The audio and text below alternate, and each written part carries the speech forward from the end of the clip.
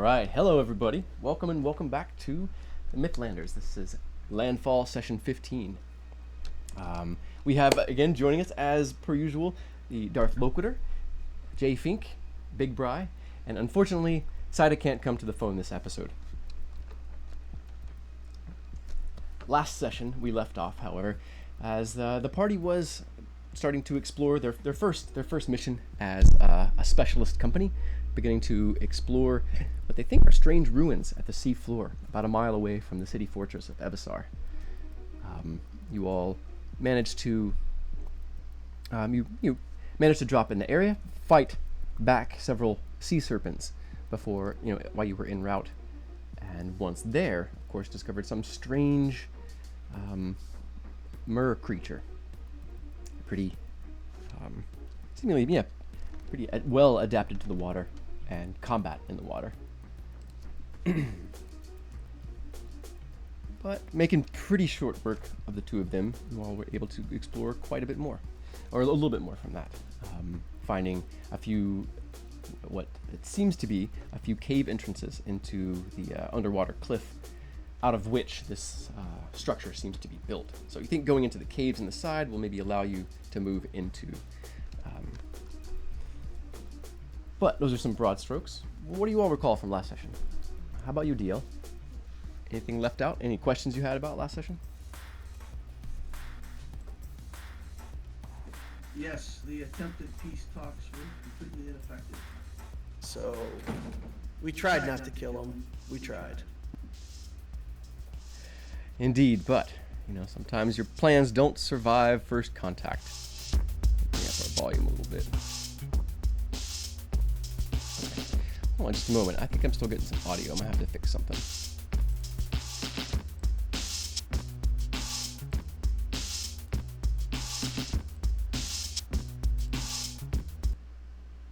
There we go.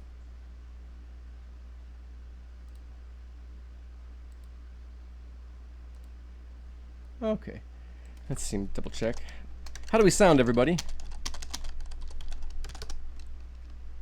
Alright. I'm waiting on that feedback. Alright. How about you, Jay Fink? Anything you recall or any questions you had? I know our initial plan was to actually split up and scout, but we quickly ran into these merfolk fellows and to steer our way back, and currently Eris is in a bit of trouble. But what's new there for us specifically? Yeah, Zim's currently a shark, so, well, currently still 3 sharks, so we'll see how this goes. Oh yeah, maybe you should bring a couple more shark tokens out there. Once we flip over to the map. All right, how about you, Big Bry? What do you recall from last session, or do you have any questions? Nothing really more to add. Other than we decimated those sea serpents that attacked the boat. Yeah. With style too. But my only question is, I kind of forgot. Are the merfolk, is the top half fish or the bottom half fish? Are they more humanoid? They're more humanoid. They have legs, they have hands and feet, but they do have. They're mostly sort of pale, pale white,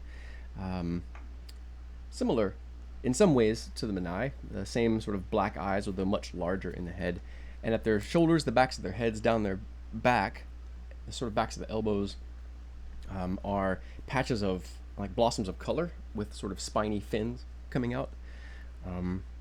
These are mostly sort of orange, gray, and green. Cool. That was it for me. Okay. Awesome. So as you all are, sorry about that. Let me grab a couple of things. So as you all are able to explore a bit more, Well, actually, before you all are able to explore more in depth, I believe so we are still in action initiative, simply because you don't know everything that's around you, and one of your allies is currently in really bad shape. From near, who's moved over to the edge, rushes back over to the figure.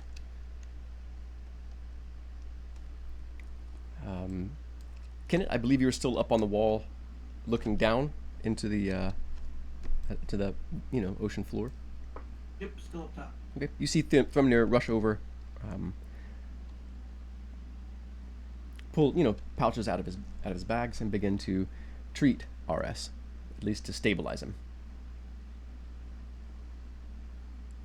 Based on like the intensity with which Thrumnir is moving, the old dwarf's fingers moving quickly but surely over bandages and salves, and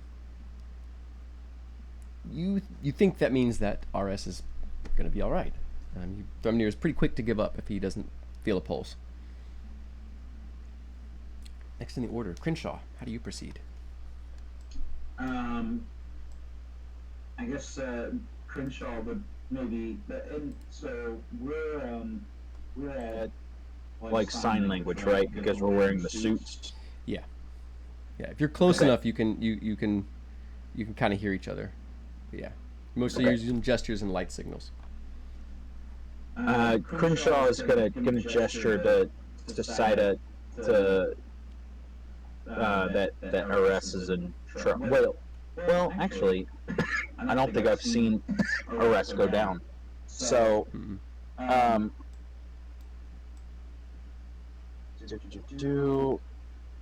I guess he's gonna swim up to see what the issue is. Because he saw them go away and Thrumnir swim off. Yeah. So he thinks maybe there's more people over that way. But when he sees arrests, he's going to motion for Saida to come up and help out because arrest is down. And he might head over that way as well. So I'd like to move 30 feet. Do I need to make a strength check for that? Athletics check, yes sir. Should do this. I should have my character sheet pulled up so I can play D&D. It would help, I think, but All right, that's a 12. Okay. Success. You managed to partially kind of swim and climb up the wall, and your breathing hose is metal reinforced, so you can kind of use that as well to pull yourself up. Okay. Then I guess I can get to about here, swimming over to arrest.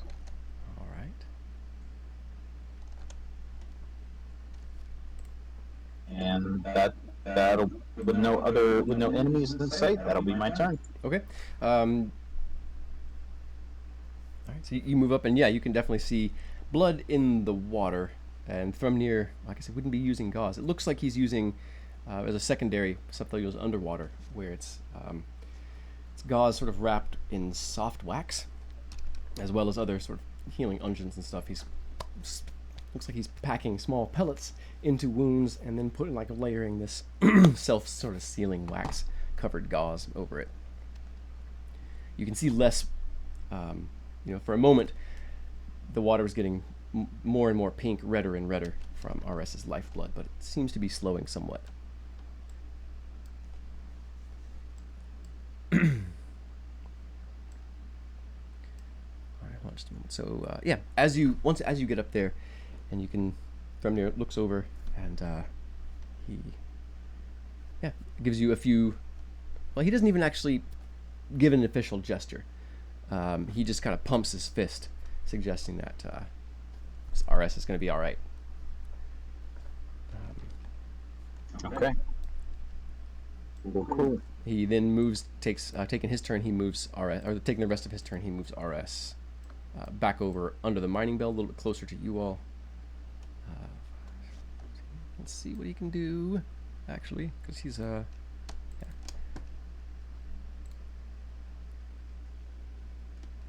not the best. Okay.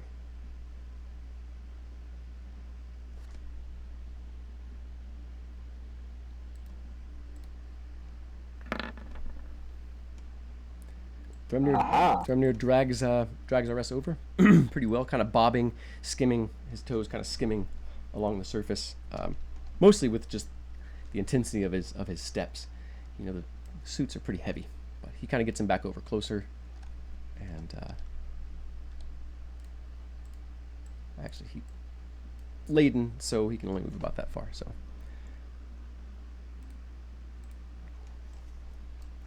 Saida moves forward till she's basically right up underneath Kinnit, and she flashes sort of a, what now? Basically the signal is orders, ? Flashing it up at Kinnit. I will point to the cave. She nods, or yeah, very exaggerated sort of bowing and moving of the head as she keeps her hands on her weapon.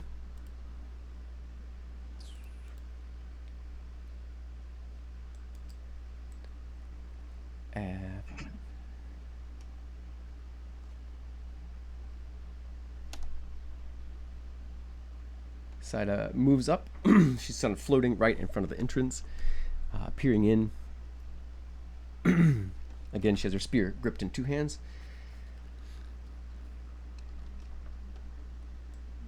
Her feet just alight on the sort of lip of that thin shale just at the entrance of it. She signs back that she doesn't see or hear anything. Flashes basically back an all clear to you. She's got an action ready, though. You can tell she's ready to throw her spear or strike if anything comes in range. Next in the order is Reef Shark Zim.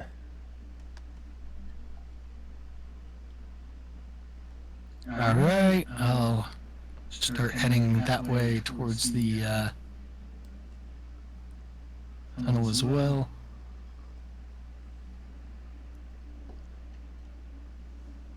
And I'm gonna just do a perception check into there, see if I sense anything. Sure.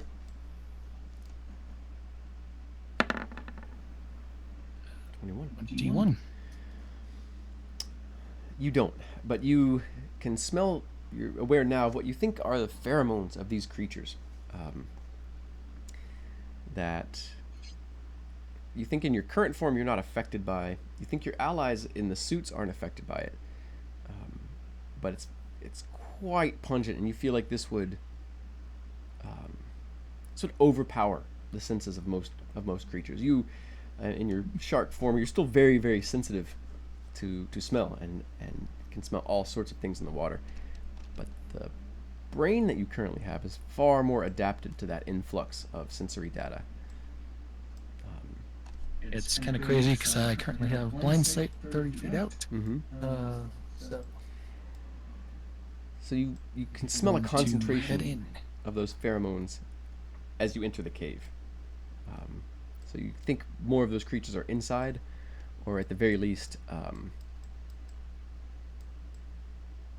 frequent the area. I'll move to about there, and then I will hold an action. Anything comes into range and attacks, I will bite it. Okay.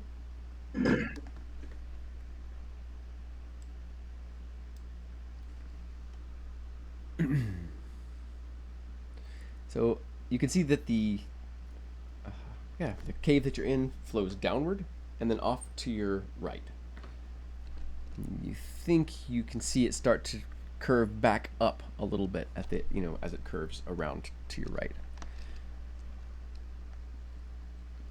Both of you sort of poised, you and Saida.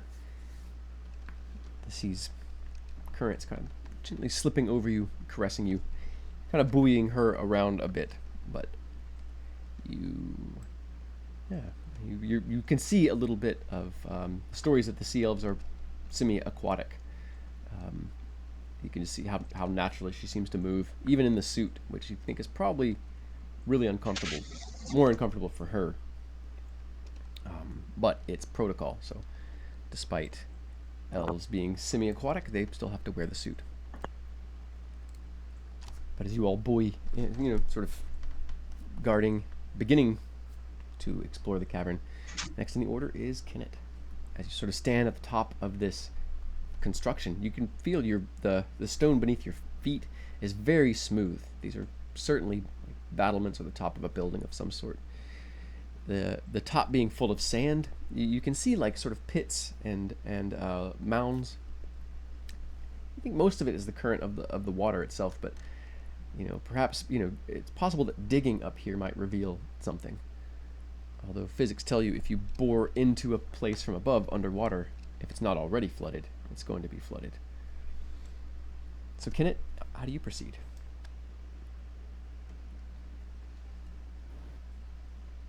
I'm wondering if there's any way to bait these things out of the cave, because I really don't want to go into the cave. Really don't. But I'm thinking about putting one of these dead bodies out front and maybe prompting some of the others to come out and have a look.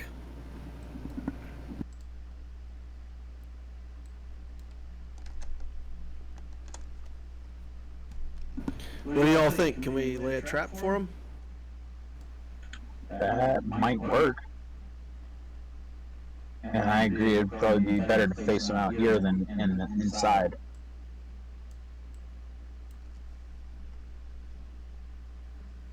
Thermir signs back that he thinks it's a good idea. He still looks like his goal is to move RS back into the mining bell. Unless, of course, you give him other orders. But he signals, sounds good, or signals an okay back to you. So I'm just flop my tail. I was going to stand on the corner here and do Overwatch, because I don't really want to swim down there and then be stuck on the lower ground with all these guys. So I'm gonna take the command route and just tell other people what to do, and then stand there and watch. Okay. All right. Now that we're at the bottom of the order, everyone can go ahead and highlight your tokens and roll initiative again, and this will be our exploration. As it's clear that as over the next few minutes, there's nothing out and around you currently. Moving into the cave, things might get more dangerous, but currently you all feel a little bit, you're certain that you can explore a little bit more and take your time a little bit. Obviously, still keeping your eyes peeled.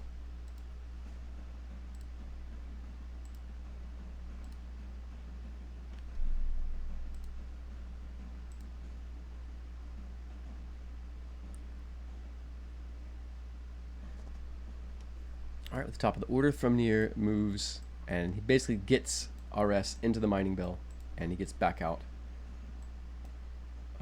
to right about there. That's his action and his movement. Next in the order is Crenshaw. All right. Crenshaw's just gonna give Dormir like a questioning sign, like so the rest is alive per se. Yeah, as he sort of moves and trudges his way past you over to the edge, you hear him say, "Stable, just as ugly."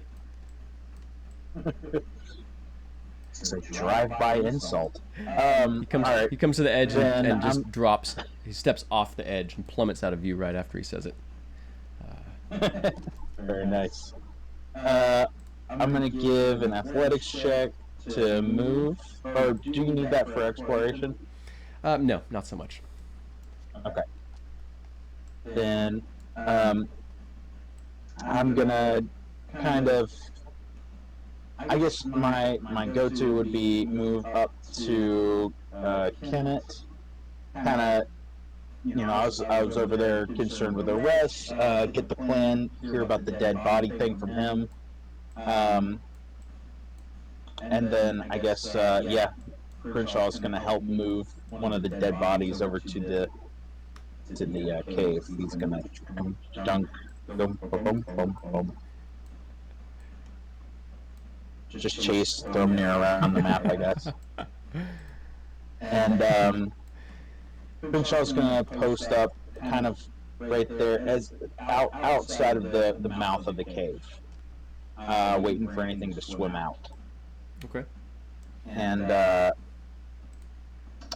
he's gonna take his knife and maybe try and these are pretty fresh bodies, so Yeah. this is horrible. But he's gonna try and cut a little bit of the dead body, maybe some fresh blood into the cave. Mhm. Does water seem to flow in or out of the cave, or is it a current, like a in and out kind of? Yeah, it's just the motions of the sea currents itself, sort of pushing in and out, but it doesn't seem to be flowing in or out of it. Either direction. Yeah. Okay.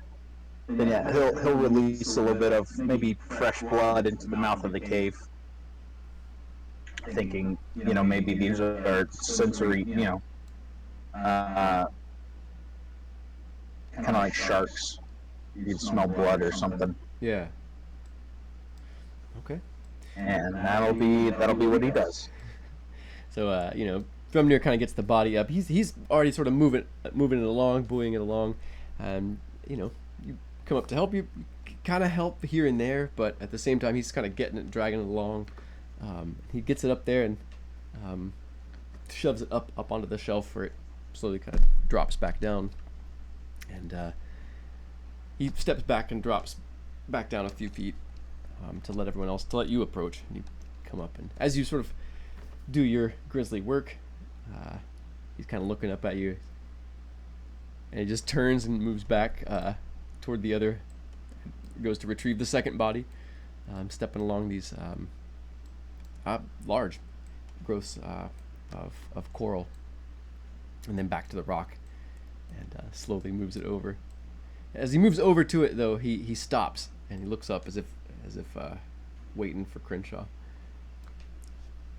I guess Crenshaw's just gonna look at him and be like, "Come on, like, I'm not swimming all the way back up there. I'm in position."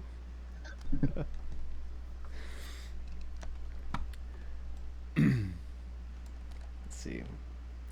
He just signs back this task for authorized personnel only, and moves his way back over. Finally installs the next corpse over, and positions himself right back behind Saida, just behind her. So now a couple of corpses up on the ledge. Reef Shark Zim, you can definitely smell both the blood and the strange pheromone or scent about them. And next in the order is Reef Shark Zim. All right. Any sensed movement from them placing these things? Let's see here. You do. After a few moments, you feel something moving away further into the cavern. It seems roughly the same size as these old deep ones.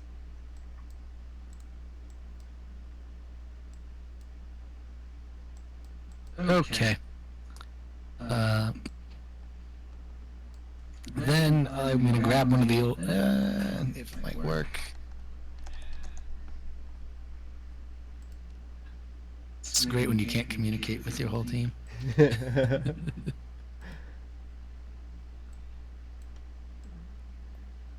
Yeah. Can I make a head bob as a shark? And hope that communicates something. And then I'm going to take one of the corpses and down in my jaw with the corpse, I'm going to go into the cave. Okay. In just a moment, let me prepare another section of the map. So as you swim down into it, the light fades pretty quickly, and you are navigating entirely by feel. As I said, the cavern flows downward, toward the right, and as soon as it sort of takes as soon as it's made a complete 90-degree turn, it moves up again. You see the mirrored surface of the still water above you. So it looks like leads to some sort of grotto, as there's open air above you.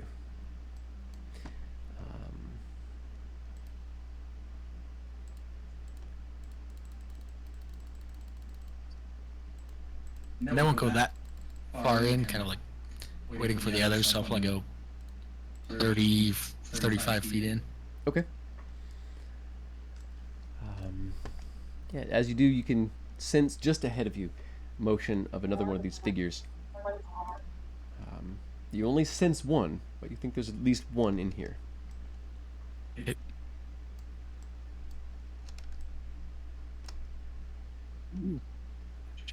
see here.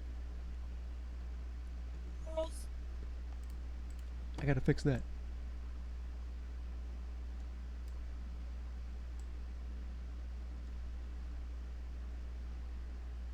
What in the heck was that? Okay. There we go. Okay. But, given your senses, you can, sense the rough outline of the cavern and where the figure is down below. All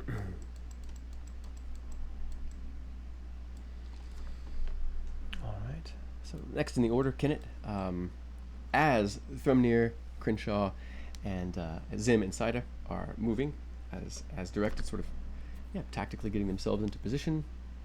You see Zim swim ahead. What's Kenneth doing during this time? Kenneth's going to use Find Familiar tricks and see through the octopus and send him scouting. Okay, fantastic. So he's able to make it all the way in. If you'd like, I can go ahead and move him down toward the cave. Shall I? All right.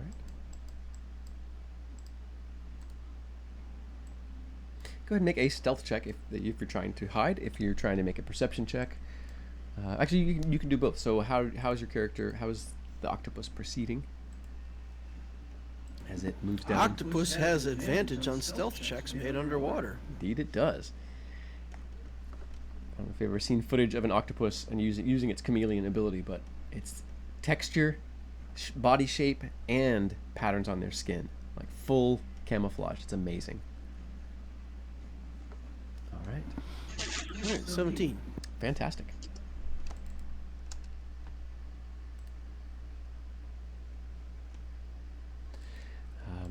You can see the figure ahead. The vision through the octopus is a little bit different, a little more fisheye. Like you can see you have more peripheral vision. Things on the edges of your vision are larger. So the things in your center of your vision look kind of further away. You're still kind of getting used to that. But the octopus itself, you get a sense from it, and it helps you understand kind of what you're seeing. And you can see one of these figures. It has its feet planted. It's got a spear. It's got a shield that's made of what look like two sections of the rib bone of a large fish. It's standing. If you could say it, these things have an expression. This one's expression looks like one who is, it looks like it's ready to fight all of you. It doesn't look happy about it, but it looks ready to perhaps die, defending what's behind it. And what is behind it seems to be an old steel door. You can just tell by the texture compared to everything else. There's some grime and soot. Small creatures have sort of bonded to it, barnacles and things, but it's an ancient, solid, featureless steel door. And the only reason that you know it's a door is because it's divided down the middle, and there is a small circular hole on either side of that depression.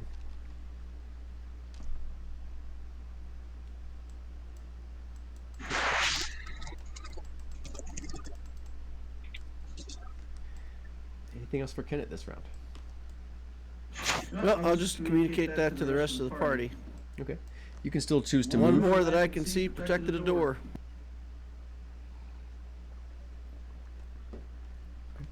You can still move during this. This is, again, exploration turns.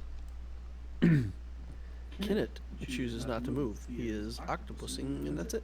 All right. Saida climbs and sort of jumps her way up toward the ledge, stepping over the corpses and just inside, where she can... Actually, she moves up far enough where she can maintain a good line with with Zim, who's up ahead, and of course the octopus. Crenshaw, you can still see her. She can see Zim. Zim can see the octopus. Thrumnir can see Crenshaw really well, and of course Kenneth can see everybody who's currently outside pretty well. Although Crenshaw's a little bit murky from where you're at, Kenneth. Saida moves in a little bit further, continues to move slowly, placing her feet and keeping her spear sort of ready ahead of her. She doesn't move her full distance in. She moves in about 15 feet and stops, waiting. Thrumnir signals up to Kenneth. What now?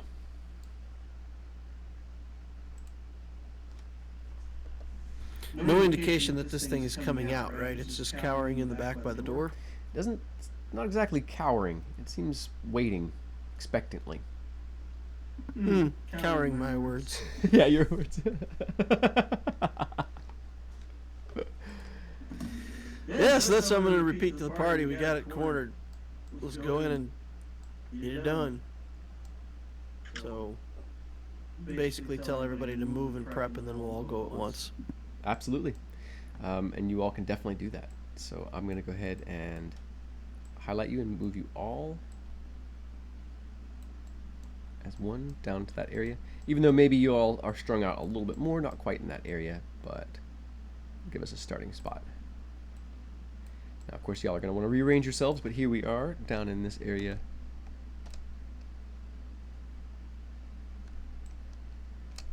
Oh, what the heck? So I'm trying to find the perfect way to adjust it on stream without having to open up OBS over and over again. That's pretty good.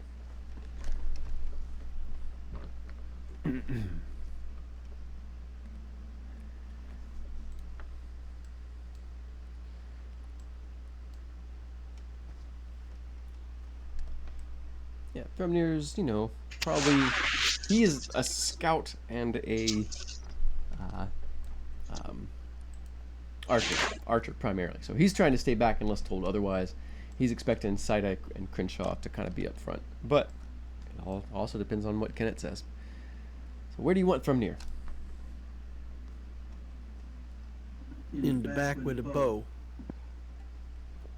I like it. Thank you. And if the bow looks good, give him pom-poms too. I don't know what that means.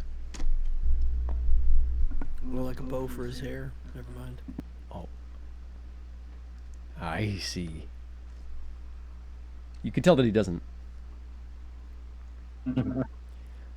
But he moves into position, sort of, just basically right in front of you.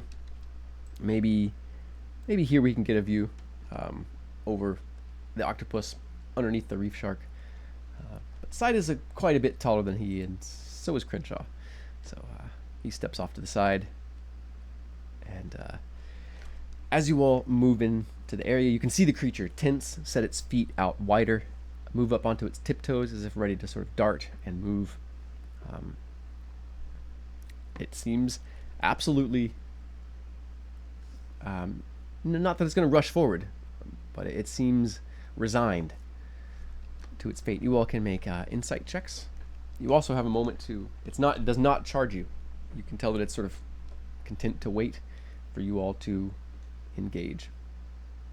It's 15 insight for Crenshaw. Okay. 19 insight for Zim. Kenneth is otherwise occupied. I guess he's still looking through the octopus eyes because he got a 10. Well, yeah, you're keeping the overview. Some of the details are going to escape you. It only makes sense. As your companions move up, though, Crenshaw and Zim, yeah, they get the idea that everything's not exactly what it seems. Like where you initially thought, well, this thing is guarding, we're just going to rush in and just going to fight it. You're not sure what you're not seeing here, but there's more to the situation than meets the eye.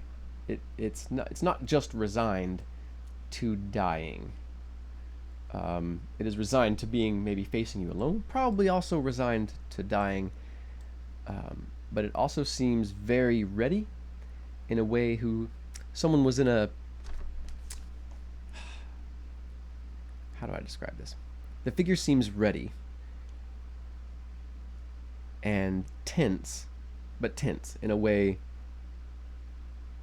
that kind of suggests the figure thinks it has a fighting chance to do some damage to you, hurt you, take you out, something.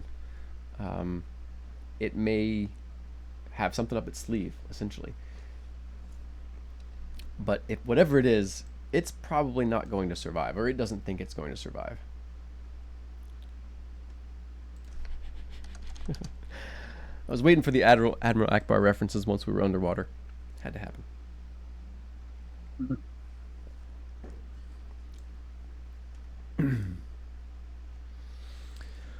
So, yeah. Next in the order then is Crenshaw. All right. Crenshaw is. Are we treating these as exploration rounds? Yeah, it's not moving. Okay. It's waiting. Crenshaw is going to approach, but keep a little bit of distance. He's also going to. He's going to get up that close. Does anything happen before he gets up that close, or is he good to approach? He's not in a threatening posture or anything. Okay, make a persuasion check or a deception check. Either way to try to convey through body language. If you have handle animal, that might work too. This thing does not seem to have the same sort of mind that the folk have. It seems very animalistic. Okay. And then, before I make that check, because you might change what check you want me to make, and I would also, and I guess I would need to know, he would motion to Reef Shark Zim to, like, the three of them to swim up with him. And just to know if you wanted to do that, or if you would follow Zim or not. Yeah, the shark will head bob and move forward. Yeah, absolutely. That's all fine. Crenshaw will go, that's what it meant. So yeah, he's just kind of approaching. His weapon's drawn, but he's kind of got, like, it's down by his side. So, you're good with that performance check? Performance would be fine. Okay. All right, that's an 11. Okay. Once you get to here, I moved you back one. Okay. It has its shield and its sword in its hand. Its hand comes off of the shield and flashes toward, and is moving toward the wall to touch or grab something. It seems to wait until you approach, and then reaches over to grab something. Everybody can react. You all have some sort of ready to action here at this moment.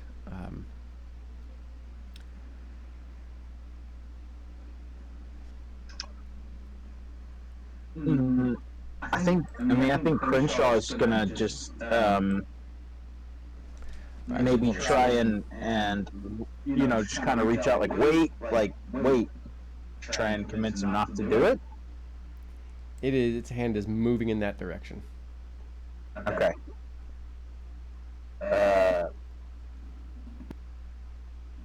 Can I shoot him right in the hand, staple his hand to the wall? If you roll sufficiently high enough, then yes. Can Crenshaw take the dodge action as his readied action? Sure. Just like kind of hide behind the shield a little bit. Absolutely. All right, that's what I'm gonna do. Okay. Kenneth, you can go ahead and make that attack roll.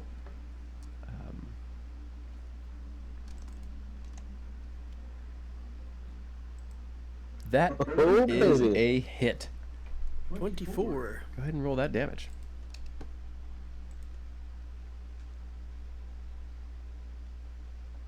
He's not wounded in any way, right? No.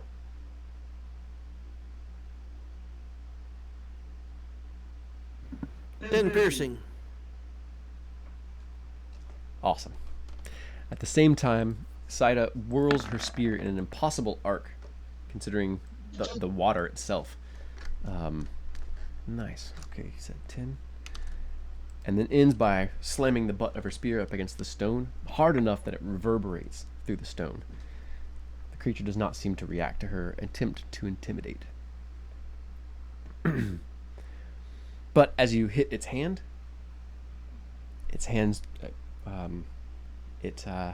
here. Yeah, the bolt, the arrow sort of drives into its forearm. It pulls the hand back, but lets go of the spear and reaches toward the other side, continuing the motion. So from here, we're going to let's see here, and then so Zim, what did you have planned for when this thing makes the wrong move or seems to be hostile? We'll hold the dodge action as well. Okay.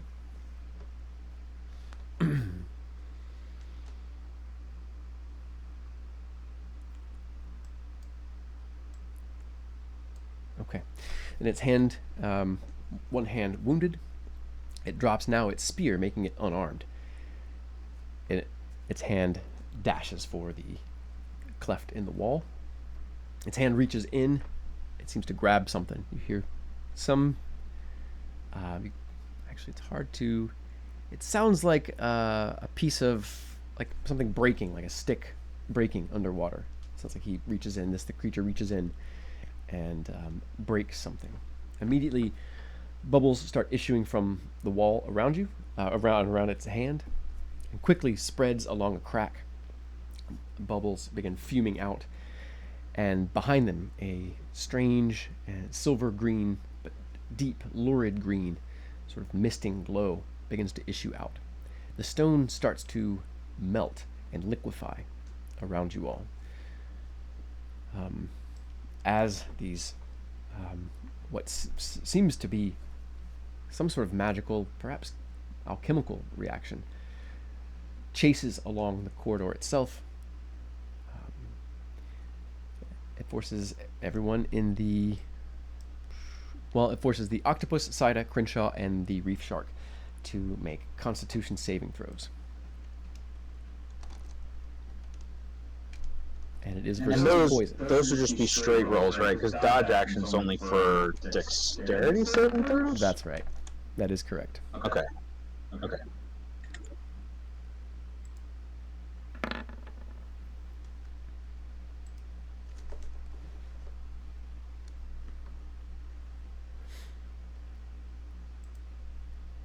$21 for Crenshaw. Okay. 12 for the shark. All right. Anyone who failed that save takes 16 points of poison damage and is currently poisoned. What's the And that DC? be- I'm sorry. The DC. So that would be Loquitur, DL, and Zim both failed that check. You can, of course, attempt to use your GM inspiration and re-roll that. And you take half on a failed save? Yes.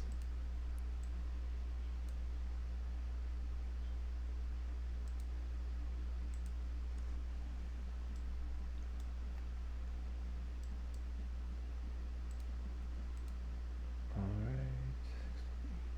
right. Octopus down. Now, as this green sludge begins boiling out, a byproduct of whatever was set in motion in the walls, And it's also obscuring the area a bit, making ranged attacks, giving disadvantage to ranged attacks as well. So at least anything outside of 15 feet. Looks like the Reef Shark and Crenshaw could still make ranged attacks on the deep one as straight rolls, but anything beyond that is going to be at disadvantage due to everything, including everything stopping your vision, all these bubbles and strange green sludge mixing with the water. So next in the order, continuing the order now, is the Reef Shark. Or actually, hold on. Now that we're here, maybe we should re-roll initiative, moving sort of halfway through it as exploration.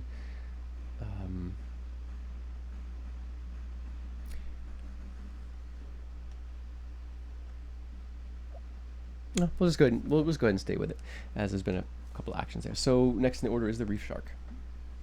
All right, I'm gonna move forward and bite at this beast. Okay.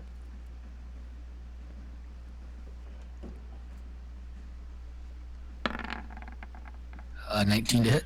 That is a hit.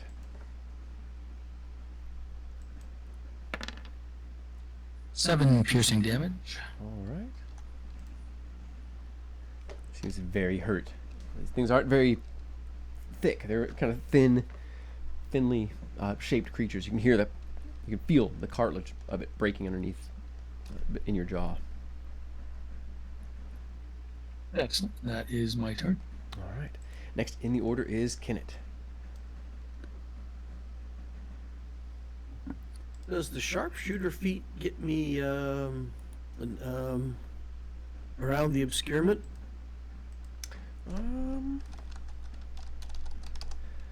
Pop it back up and let's double check on the wording. I'm pulling it up. It says cover, but not anything about visibility. So I'm tempted to say no. Oh, okay. If it's an effect like fog or something like that, then It essentially is, yeah. Okay, do a athletics check for movement then. Mm-hmm.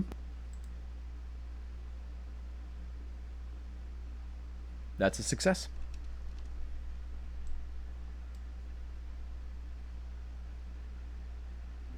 Okay, I'll roll up within 15 feet and shoot it in the other hand. Awesome. 16 to hit. All right, double checking. I believe that is a hit. It is indeed.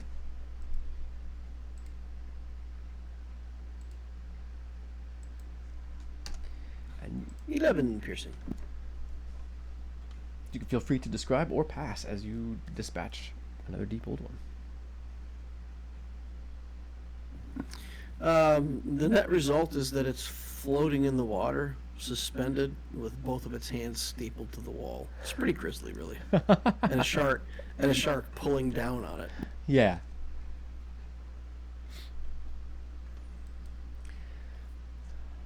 All right.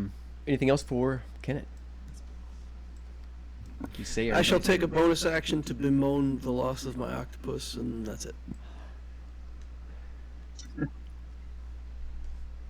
That's all right. You can hear Saida rasp, sort of echoing hollowly through the metal helm you all are wearing. But you can see your face through the smudged glass, and you can see there's some sympathy there, but also a lot of humor. Or no. Also, yeah, a weight of stress, as what I meant, not humor. Humor as a way for most of you all to handle the challenges of being a member of the effort.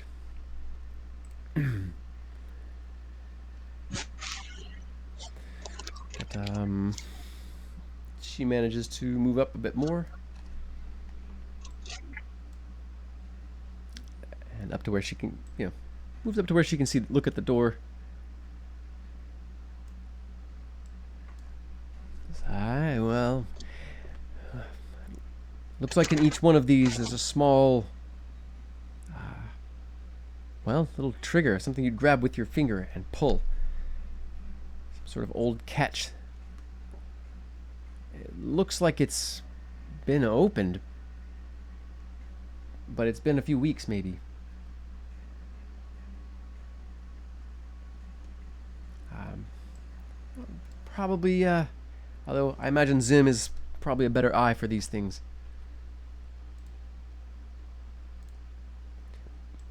Thrumnir ambles his way up, does not even make the effort of swimming any faster. He just comes up, backing everybody up. His crossbow now aimed back behind you all. You can hear him muttering to himself in his helm, but you can't quite hear what he's saying. You could probably guess something along the lines of, of course, as always, leave bloody Thrumnir to make sure nothing bites us in the ass from behind. Bunch of damned fools walking in here. We know this place is riddled with these things, but far be it from me. Never ask Thrumnir. No. Next in the order is Crenshaw. All right. Crenshaw is going to swim up to the door, and kind of now I'm assuming the deep old one is now ripped in twain, so just his upper body is stapled to the wall while the reef shark chews on the lower half. Yeah. But he's going to inspect the door as well and see. He's gonna make an attempt to open it. Okay. Now Saida said that she looked at it and she said there's like little switches in there, or maybe like levers or something in there. Mm-hmm. Yes. And you said so. It's it cracks down the middle and there's 2 holes on either side, right? Yes. Okay. Sorry, something I neglected to describe. Let me back up for a moment. So this area is sloped. It's maybe 30 feet lower here than it is here. And once you get to this line, I'm sorry about this, as Saida steps forward, Zim, you probably can't be in this spot because right about this line here is the surface of the water. As you climb up this corridor toward the door, you'll be stepping out of water. Please continue now with that bit of information. Okay. Well, I'm gonna try push, just push and pull. See if the door's open. Okay. As you reach in and grab one of the sort of levers, trigger, you have to pull pretty hard, but you hear it click into place, and you hear several other things in the door kind of grind and change position. You can see the door sort of shift, suggesting that whatever bolts that hold it closed is unlocked. One side of the door, anyway. Okay. I do want to peek in before just swinging it wide open. Okay. I realize it's probably going to make some noise opening it, but it does rasp on its hinges, and it takes a bit of strength to push it back into the wall. These creatures are stronger than they look, but it also explains why it looks like they don't go in here very often. Let's see here. As soon as you open it, you see a figure across the way and a spear flying towards you for a 21 to hit.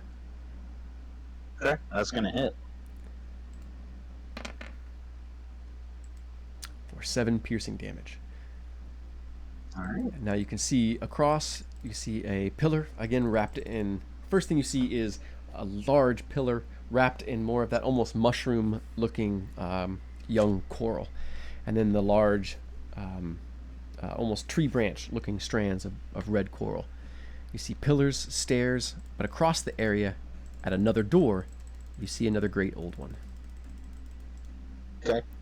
Well, I guess as I'm opening the door, is that object interaction? So am I able to fire off a crossbow? Yep. Let's see. You had your it took you a minute. Let's see here. You didn't investigate or anything like that. It was a little bit more than an object interaction. We'll say it was your bonus action to open the door. Okay. So no bonus action. Okay. Yeah. Then yeah, I mean, I guess I will move up about 15 feet, and yeah, I'll fire off a crossbow bolt if I can. Okay.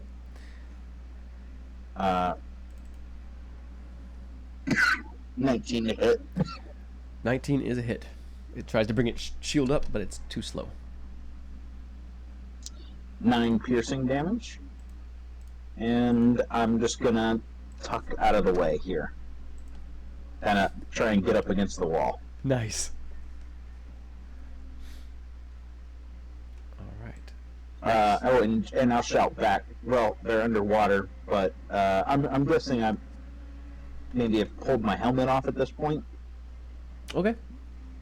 If I'm coming up out of the water, or no, that probably would have taken too much action economy. Yeah. So, Yeah. okay. Then I mean I'll shout with all my might. Enemy down the hall. Everybody saw it. They see you kind of stumble back Okay. and raise your crossbow and fire. All right, cool. Yeah. So it doesn't mean you don't shout it. I mean, of course you would. It's protocol, habit. You send the alert and you say the direction. Enemy ahead. Just sometimes it becomes kind of a joke for the rest of the company. They're like, no shit, enemy ahead. But you still have to say it, right? And it's just habit. It's just ingrained in you. So next in the order is Reef Shark Zim. At the end of your watery route. Exactly what we hear. It's sort of an echoing. You just hear him shouting. Unless you're really close, you can't really make out what it is. Although it's a little more clear once everyone has stepped out of water, but Kenneth, who's still kind of in the water, definitely can't hear them. So what does Zim do? Alright, so I'm going to bonus action Unwild Shape.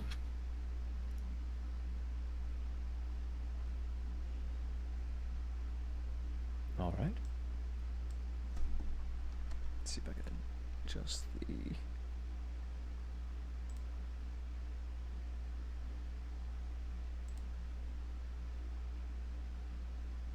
And then... Let's see.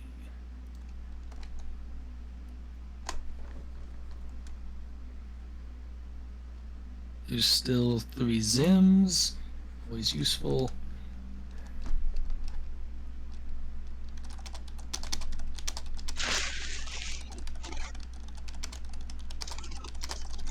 Got the right movement tool. I'm gonna throw an ice knife down the hall. All right. This guy. The first level. Gonna miss. It is going to miss. Still explodes, so I need everything within a 5 foot of the target to do a dexterity save. All right. Let's see what we got here. 16. And it saves, so it takes no damage. Okay. Let's see. Show a little bit more. Now that people have stepped up a little bit.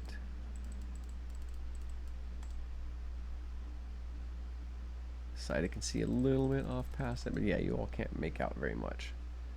Once Crenshaw stepped around, you could see a little bit further.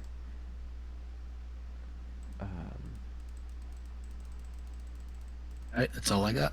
All right. Next in the order is Kenneth. I'm looking for a shark. Where'd that shark go? Yeah, what is it? Yeah.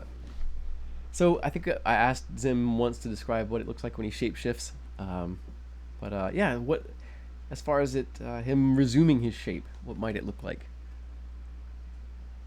Is it just a mist of magic and he's suddenly another form? Is it like some horrific lycanthropy change where you kind of see his bones kind of pop and shift? Thinking for Zim's shifting, it's more magical oriented. Cool. Okay. So there's maybe like the golden and green moats kind of float around and then zims back. Nice. Okay. Oh goodness, so that is what Kenneth sees as you're stepping in and past. Okay, excellent. Let me reveal a few more areas. Yeah. Give me my tools, roll 20.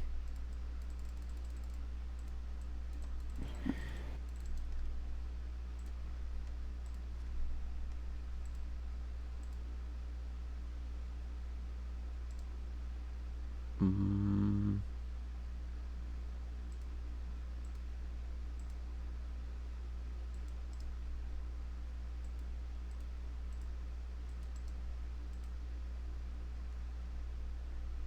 All right, give me just a moment while I reveal some things on the map for everybody.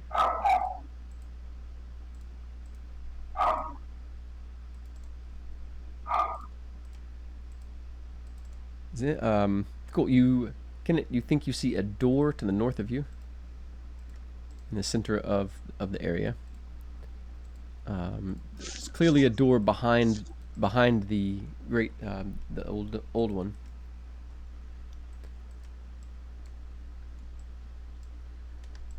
And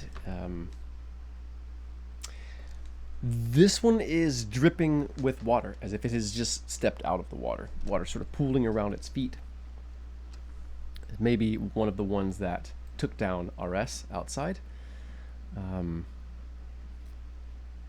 But so far, they all look pretty similar to you. Not familiar enough with them to mark the distinctions between these strange species. So Kenneth, you move in. What else does Kenneth do on his turn? On your turn?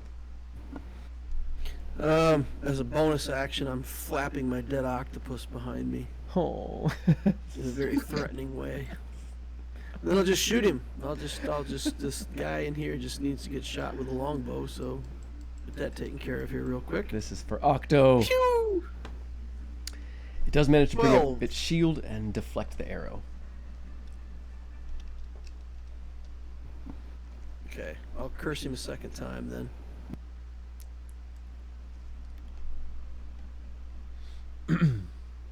As you move up and in, Saida comes up right with you.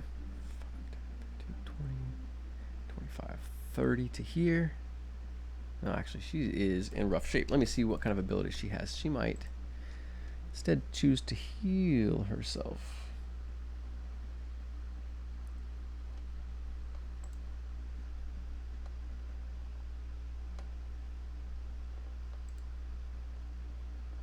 Yep.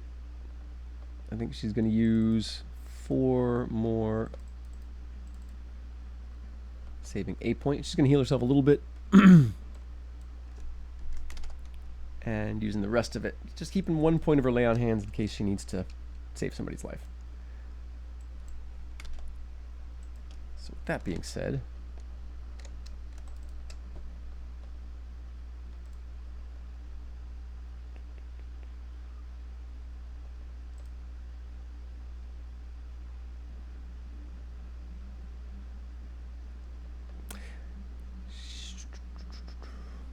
awesome. She's going to use... She touches her holy symbol quickly as a bonus action and gains a spell slot.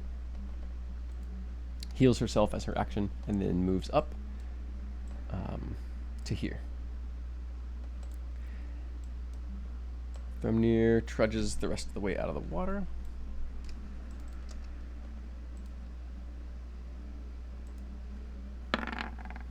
Ha, barely. So 5, 10, 15, 20, 25, 30. But to here. Just kind of out of the way.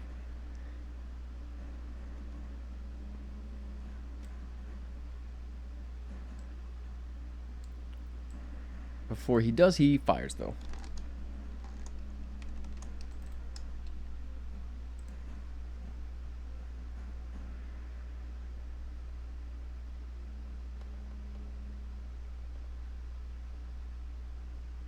Oh yeah.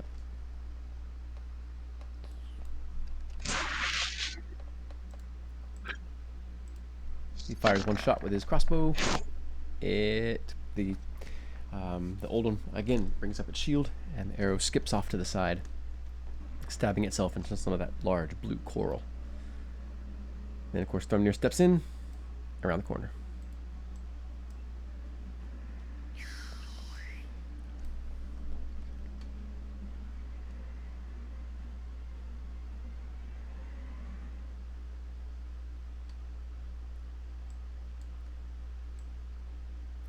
You hear a long, high-pitched, clicking, sort of growling sound issuing out. Making a lot louder than you would expect from this narrow, sort of willowy sea creature. You also hear it repeated from the north. Kenneth, you see that there are, now that you're kind of in the room, you can see that there's a couple of doors. One set of double-doored, what look like they're gates. Really old metalwork. It's really small holes carved in it really finely. It's a decorative sort of screen, but it's also very thick metal. You see one of these doors open, and figures start to move out. You can barely see them. They slip in and then back behind pillars. They sort of dart around.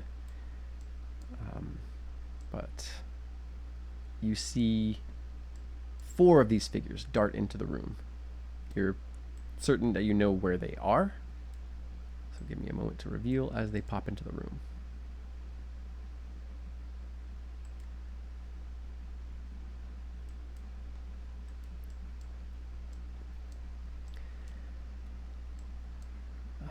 Okay.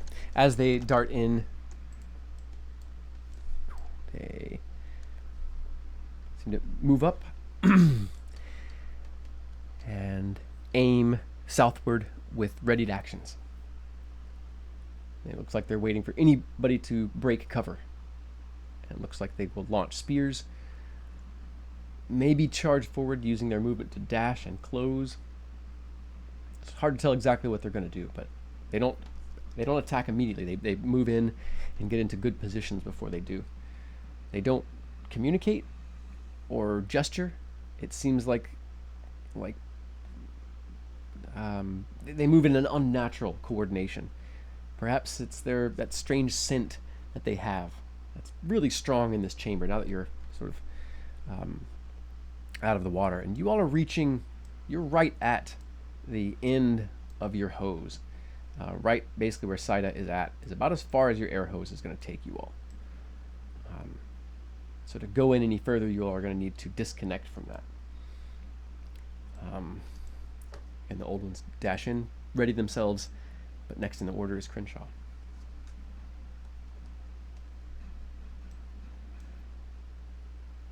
All right. Crenshaw is going to. I guess Crenshaw is taking the helmet off an object interaction. Yeah, that'd be fine. It's Okay. Yeah. Is that what the hose is connected to? Yeah. Okay. I'm gonna take the helmet off. I'm gonna test the waters here. Okay. See what happens. The air's a little bit dank. It's thick, but you can breathe it. Okay. And then he's gonna move in, kind of behind. He's gonna move behind this pillar here. Mm-hmm. Okay. Kind of with Saida. And as he moves, when he's about right here, he's going to fire off at this deep old one with his crossbow. Fantastic. When you're there, let's see here. So I think it's got a little bit of cover, but that's still going to hit. Okay. 3 damage. It's minimum damage. All right. All right. All right. 3's better than 0, though. Is he still? So since that was object interaction, is he still able to use bonus action? Yes. Okay. I'm going to go ahead. Let me see. What is this? What is second wind that is? Okay. Yep. I'm gonna use second wind as a bonus action there. Let me just make sure. Bonus action. Okay. Good.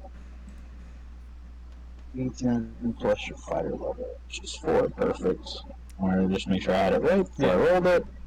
So that'll be 13 points of healing. Nice. Very nice. Okay. Got it. And that's action, bonus action, movement, and object interaction. So I am good to go. Heck yeah. Nice round. Good thinking. Next in the order is Zim. No longer Reef Shark, but still Reef Shark in the longer initiative Reef order. All right. Pulling out the wand of fireball, going to step forward and lean around this corner and drop a fireball right here. So that's going to get all of the old deep ones and none of my people. All right. Let's see here. I got something for that. I think I do. Yes, I do.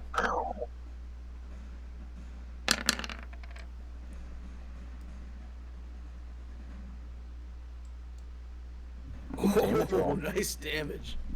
Yeah. Very nice damage roll. Couple of 1s in there, but they're doesn't matter because it's all 5s and 4s and a 6 after that. All right. I don't see. I don't think this is. You all? Do you all see the template? Oh yeah.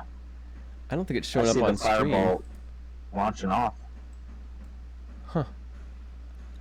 Yeah. Saves in it, no. Or Interesting. Okay, yeah, you all on the viewers, if anybody's watching, let me know if you see a fireball on screen. There should be a spell happening, but I'm not I seeing didn't it. see it on the stream. Interesting. Okay. Interesting. That's a weird one. I'll figure that all out later.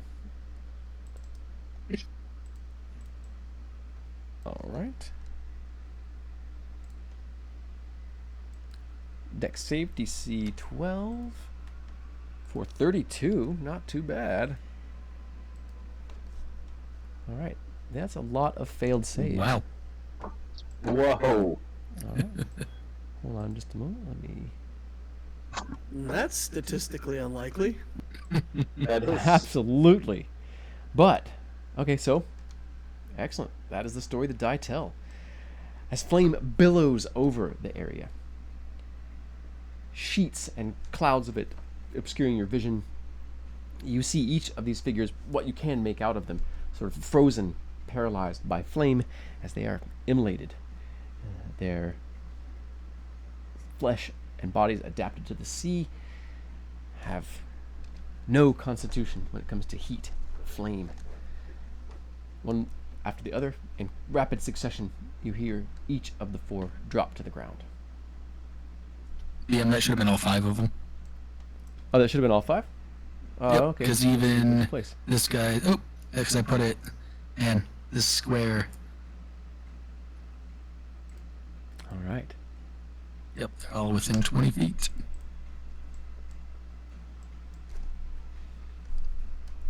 So as all 5 of them drop, how does Zim proceed from there? I look around and I slowly enter. Nice. All right, let me clarify a little bit more, I think, in the room. Think that got them all? They didn't seem to like fire.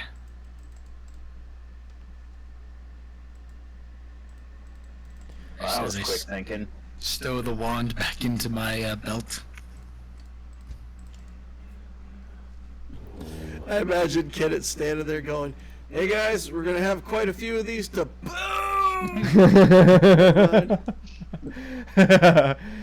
Yeah, all these tactical thoughts going through his head, plans. And, Like, oh, well, good thinking there. Yeah, as the flame, of course, vanishes without even so much as a cinder or puff of smoke. Next in the order is Kenneth. Nothing's moving. Is that the case? Not in this chamber. This door over here seems to be open. All right, I'll make a comment to Zim that he just cooked all of our sushi, and then I'll go look at that door.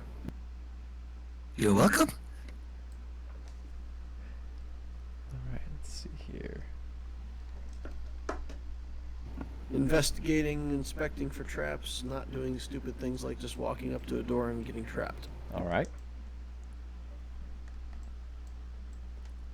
That's what Crenshaw's for. All right, go ahead and give us that. Well, yeah, whatever checks you are making. 19 investigation to find what I find. Okay. So the door is open. You don't see any indication that it's trapped. The creature's just sort of boiled through, running through this. Their feet touch the floor. You don't think the corridors. Oh, this one. So this is the open one over here that they came through. This one also, you don't see any indication that there's a trap. There does seem to be a keyhole.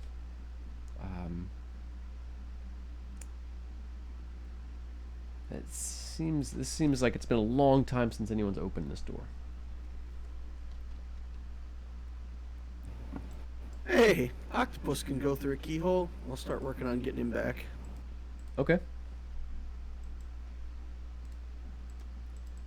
Be a little bit more here, but you can see through a little bit now that you're up on it. You can see inside more pillars. Another door just like it, opposite on the far side of the chamber. And let me adjust what we can see on the map here. Zoom out a little bit and see if we can get. Oh. Yeah, okay.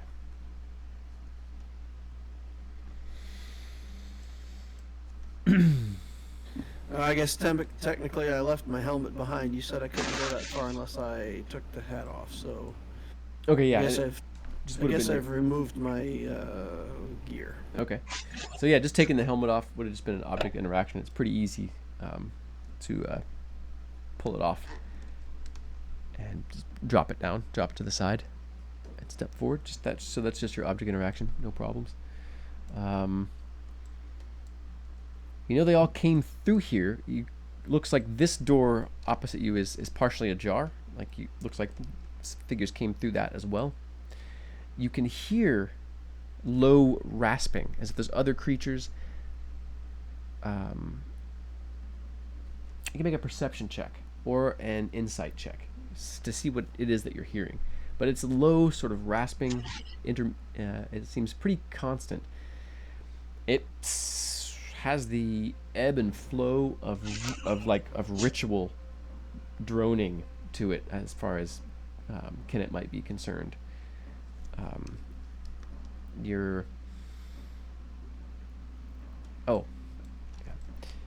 see here.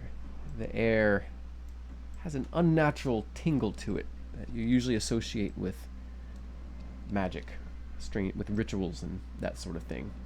The same tingle that there was around the pillar, the same tingle in the air when you were watching the new limbs be installed, replacement limbs installed on one of your former companions. Some sort of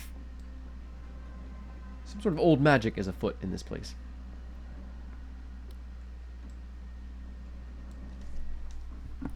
I'll relay that to the group, and it's my turn. Okay.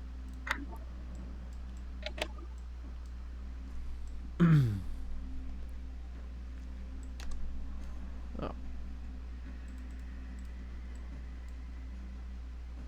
What is... Okay.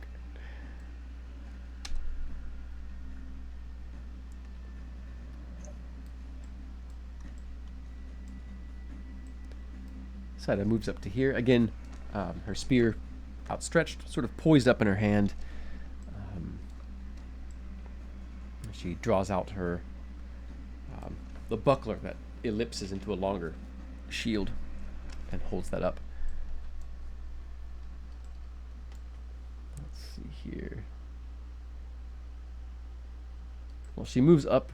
Her ready action is to finish her movement if you open the door. Or, as she comes up, yeah, she says, "Do you want me with you, or shall I check the open door?" She says in that voice still rasping from the roper's vines. Let's stick together. All right, and she moves up next to you and makes ready to just move forward as a shield. Obviously, that'll be her dash action, the rest of her dash to get up there. Let's double check her bonus actions and see what else she might do this round.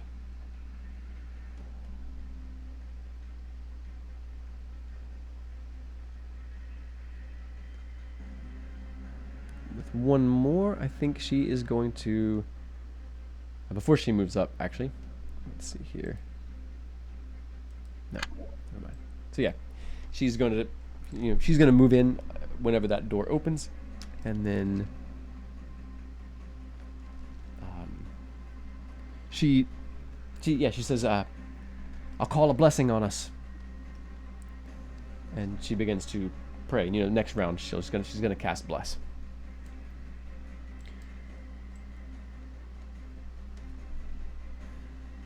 From near 5, 10, 15. Moves up to here, up on the platform, gets a high view, sights down over your head, and nods, indicating he's ready. You can each hear the sort of rising and falling of that sort of high-pitched, sort of clicking, rasping growl sound that these creatures make as Thrumnir moves ahead, and you all position yourselves to move forward. So before you all explore the next chamber, this might be a good spot for a short break. Let us stretch our legs, use the restroom, grab some water, that kind of stuff. How's that sound, fellas? Sounds good. Okay. Sounds like a plan. Awesome. All right, our fantastic viewers out there, those of you that are with us and not stepped away for some reason, I know how we streamers are. We have so many interests, but we're gonna take a short break and step back here in just a few minutes. So hang tight. Hit me up with any questions you all have about the story, about the world, any interest you have in our chat. See y'all here in a few minutes. Bum, bum, bum, bum, bum.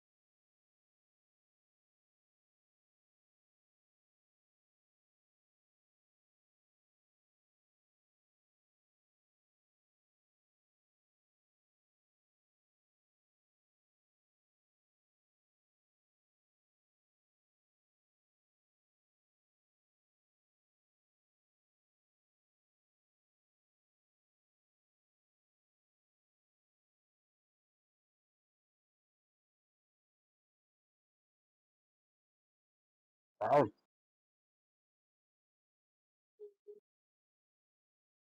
And we're back, everybody. Awesome. Thanks for hanging tight.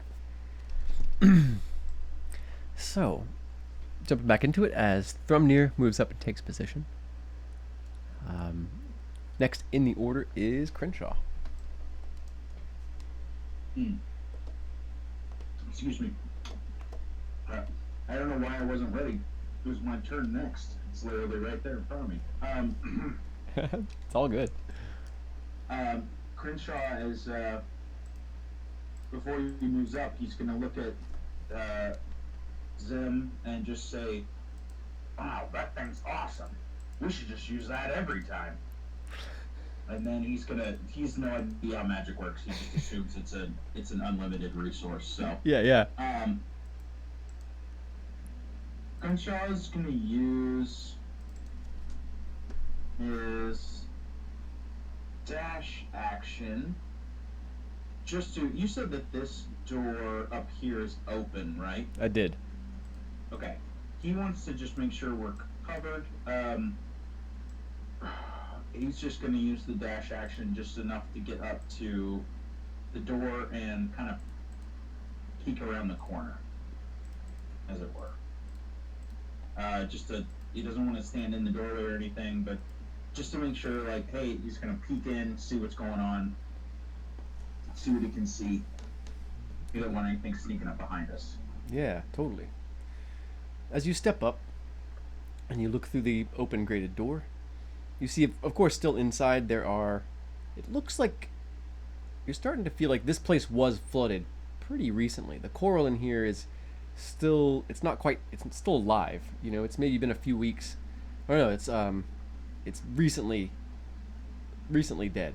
Like, and the growth in here is all stuff that usually exists, like in the open sea on the seabed and stuff. So you can kind of, but you seeing past that blue and the red fingers of coral sticking out. You see a pillar ahead, but to the left of that, against the wall, you see a large steel-topped stone slab, and sitting atop it is a sword in a scabbard. It looks like to the left as well. It continues off to the left. Okay. Got it. So that is what you see. Is there a little wall right here? Like, so he doesn't see anybody in there, but there's a little wall right here, right? Am I? Yeah, there's a wall that? here. It ends right there. Okay. And then opens out into this area. Might connect to the Okay. rest of the room. Looks like it probably does. I've got 15 more feet of movement from this. It was this spot that I measured at 45. 5, 10, 15. So yeah, he could. Actually, he just needs 10 feet. He would maybe step up into the room just to peek around the wall. Okay. Oh. And then that's full movement and dash action. I don't want to use any bonus actions right now, but he's gonna just shout, room seems to be clear. Okay.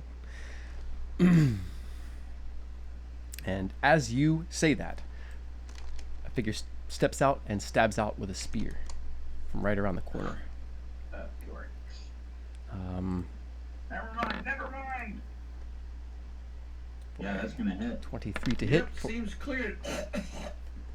11 piercing. I should roll that again because you were not aware of it. It might be a crit, so I'm gonna roll it again. Fair is fair. Nope. So 23 to hit, 11 piercing damage as the creature stabs you with its spear. Not clear. Not clear.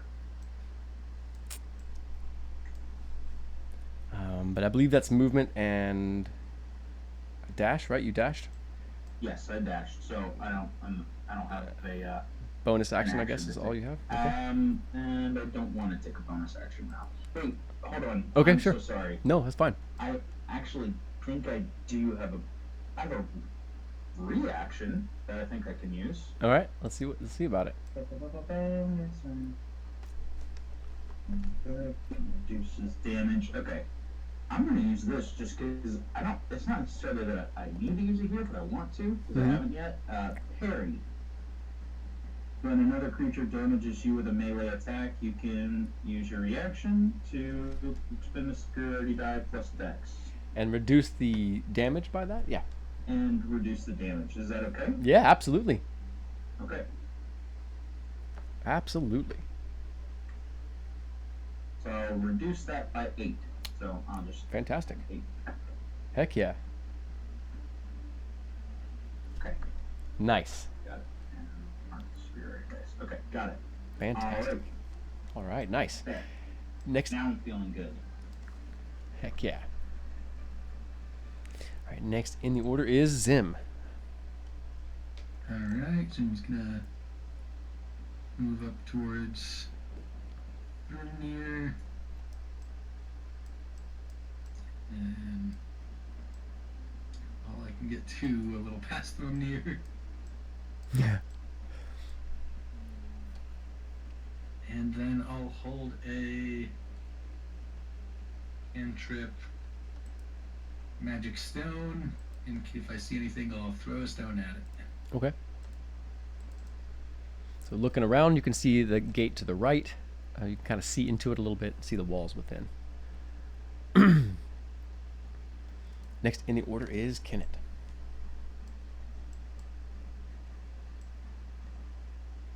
Okay. I will wait for Saida to enter the room. Not a She bad said plan. She was going in, so I'll just hold my action till after her. Yeah, she was going in like once it's open and she can move through.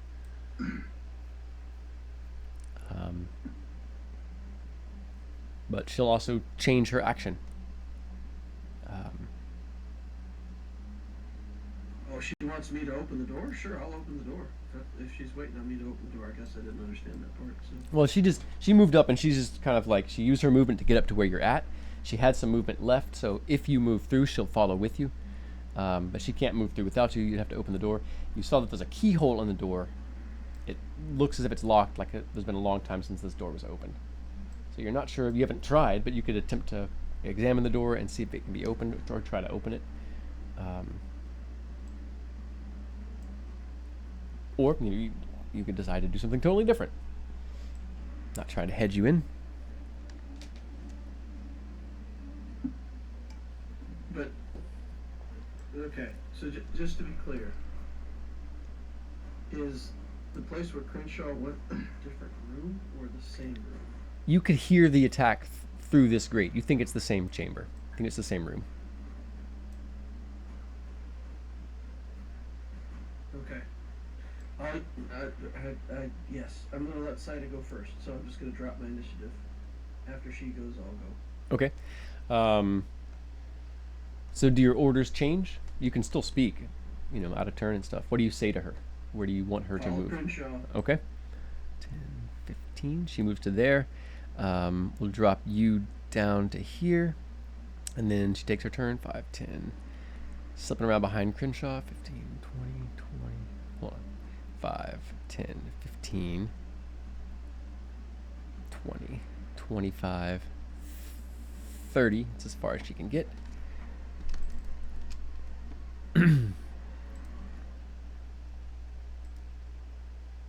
Again, she has a spear at one-handed because she's got her shield up. And she stabs at the creature once for a 20 to hit. Not sure what's ahead. She does not use any of her spells to smite or anything like that. I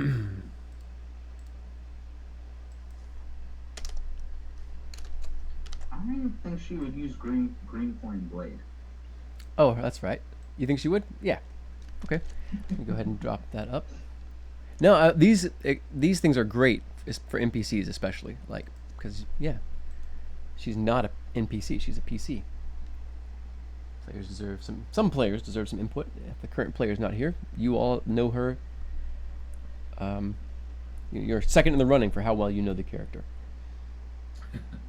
What level are we? So We're not. We're only fourth.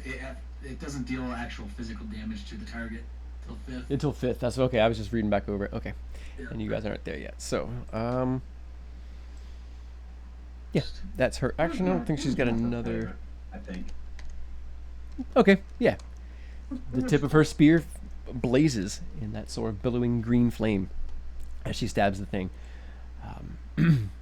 The second she does, Crenshaw and Saida, both with your helmets off, are overwhelmed by the overpowering stench, forcing you and her both to make Constitution saving throws.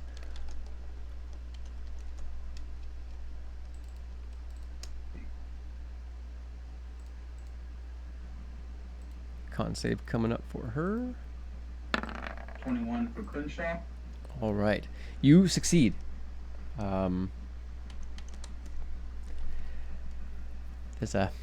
sickening stench, makes bile swell up in your throat, but you manage to swallow it down and keep your stomach.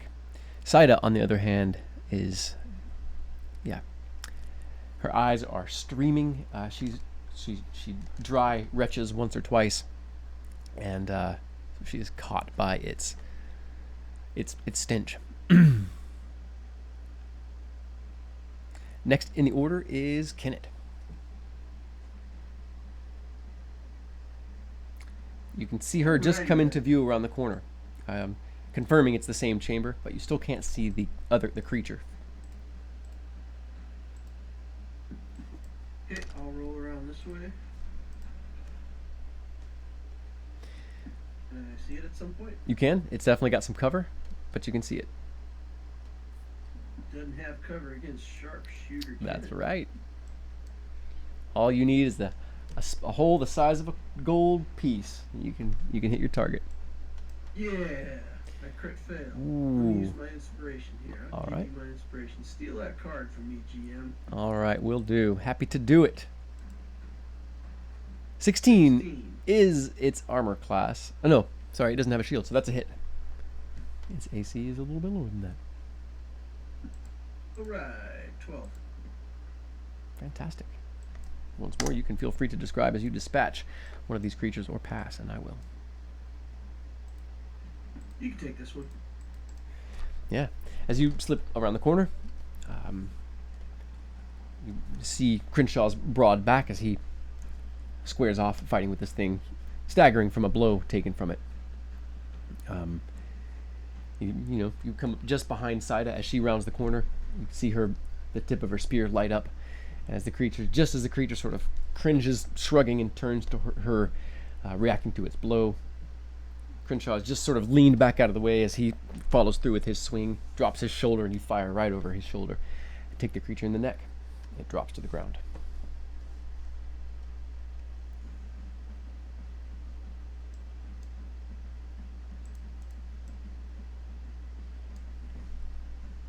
That's a little bit of movement. You still have some more left, and it looks like you still have your bonus action. I didn't see you use any Hunter's Mark or anything. Yep, nope, don't Yeah. need to. Can't anyway. That's all good. You good where you're at, or you gonna move in 10 more feet? No, I backed off actually. Okay. Backed off. All right.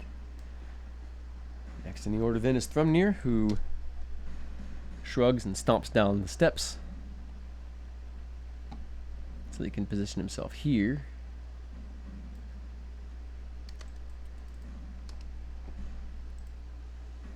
And he takes aim, readies an action, and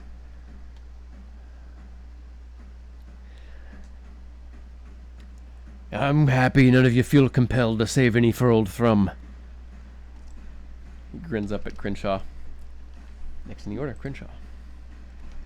Crenshaw is going to step up into the room right about there, and he wants to, before he says it's all clear, he would really like to just look over the room this time. Nice. Fair enough. Okay, so looking over the space, you can go ahead and make a perception check. That's an 8. Okay. You see exactly what you can see on the map. Awesome. All right, room is definitely clear this time. And that is going to be his. I think, you know what? He wants to just ready his sword and shield. It's his morphing spear is shifted back into a long sword, and he wants to kind of take up Sentry a little bit and just kind of he's doubling down on that bet and thinking to himself, I'm gonna, I said it was clear, and I'm gonna watch everyone's back as they come up in the room. Okay. So as you come into the room a little bit more, you catch the glow of light from within the chamber. You can see that the doors are open, or at least one of them is open enough for you all to move through, and for the strange creatures to have moved through. The sounds, that sort of wavering, undulating, rattling growl that you continue to hear, is clearer. You can hear that sort of wet slapping of these creatures' finned feet moving around. You're not sure how many there are. It could be 2, it could be 20. There's a lot of echoes. There's still the trickling of water, as this place is porous, and so there's still occasionally here and there's rivulets of water running down the wall or in between the large tile stones that make the place. But you also see the floor looks like it's carved in strange symbols. You can't make out all of it, but the lines go off outside the range of your sight, indicating that they may take up the whole central space of the chamber ahead. You can barely make out stairs that go up to either side, just inside the entrance.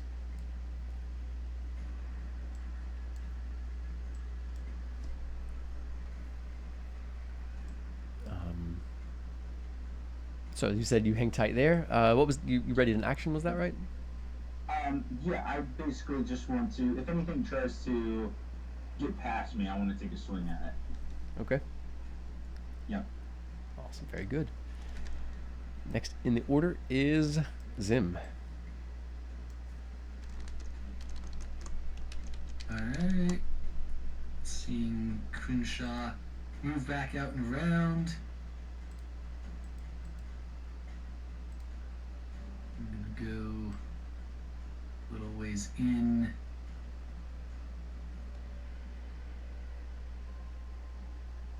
Up there. And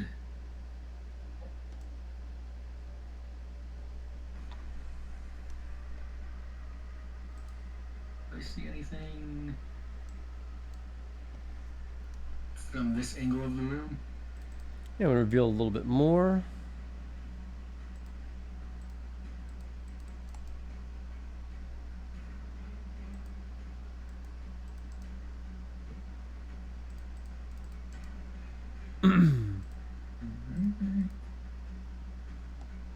Yeah.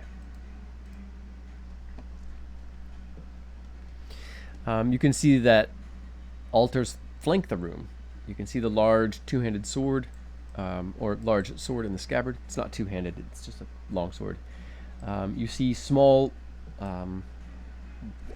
shells that have been, like carved and worked into bowls. One of them seems to have some sort of crushed up red powder. It looks like the coral from nearby. The other one looks like small shimmering scales of a small sea serpent. You see pearls gathered in another. It looks like about 500 gold pieces worth of pearls. And another one looks like blood. These are all, potentially items for a ritual. And you can tell there's a ritual going on inside. Okay, I'll head over there just to. Well, I'll head that far because I can't go. I guess I can dash. I'll just kind of investigate these things, see if I know of anything that might seem similar in magics that I've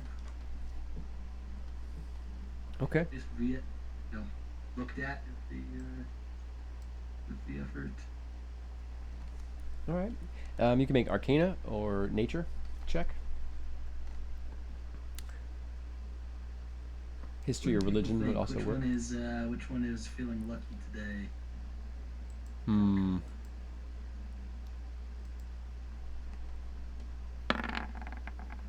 Nope. 10 in Arcana, which would also have been a 10 in Nature. Okay. Yeah, it could be. I mean, it could be a few different things. Blood, if somebody's sick, somebody will take some of the blood sometimes and use that in a ritual to heal, to cure diseases, heal things of the mind. Summoning blood can also be used for summoning. Blood is used in all various blood magic. A lot of times, to bind oneself to a more powerful spirit, things like that. So either they're trying to help someone who's sick, or they're trying to summon or make contact with some entity. That's hard to say. Yeah, I'll look over there, and I'll just shout back out.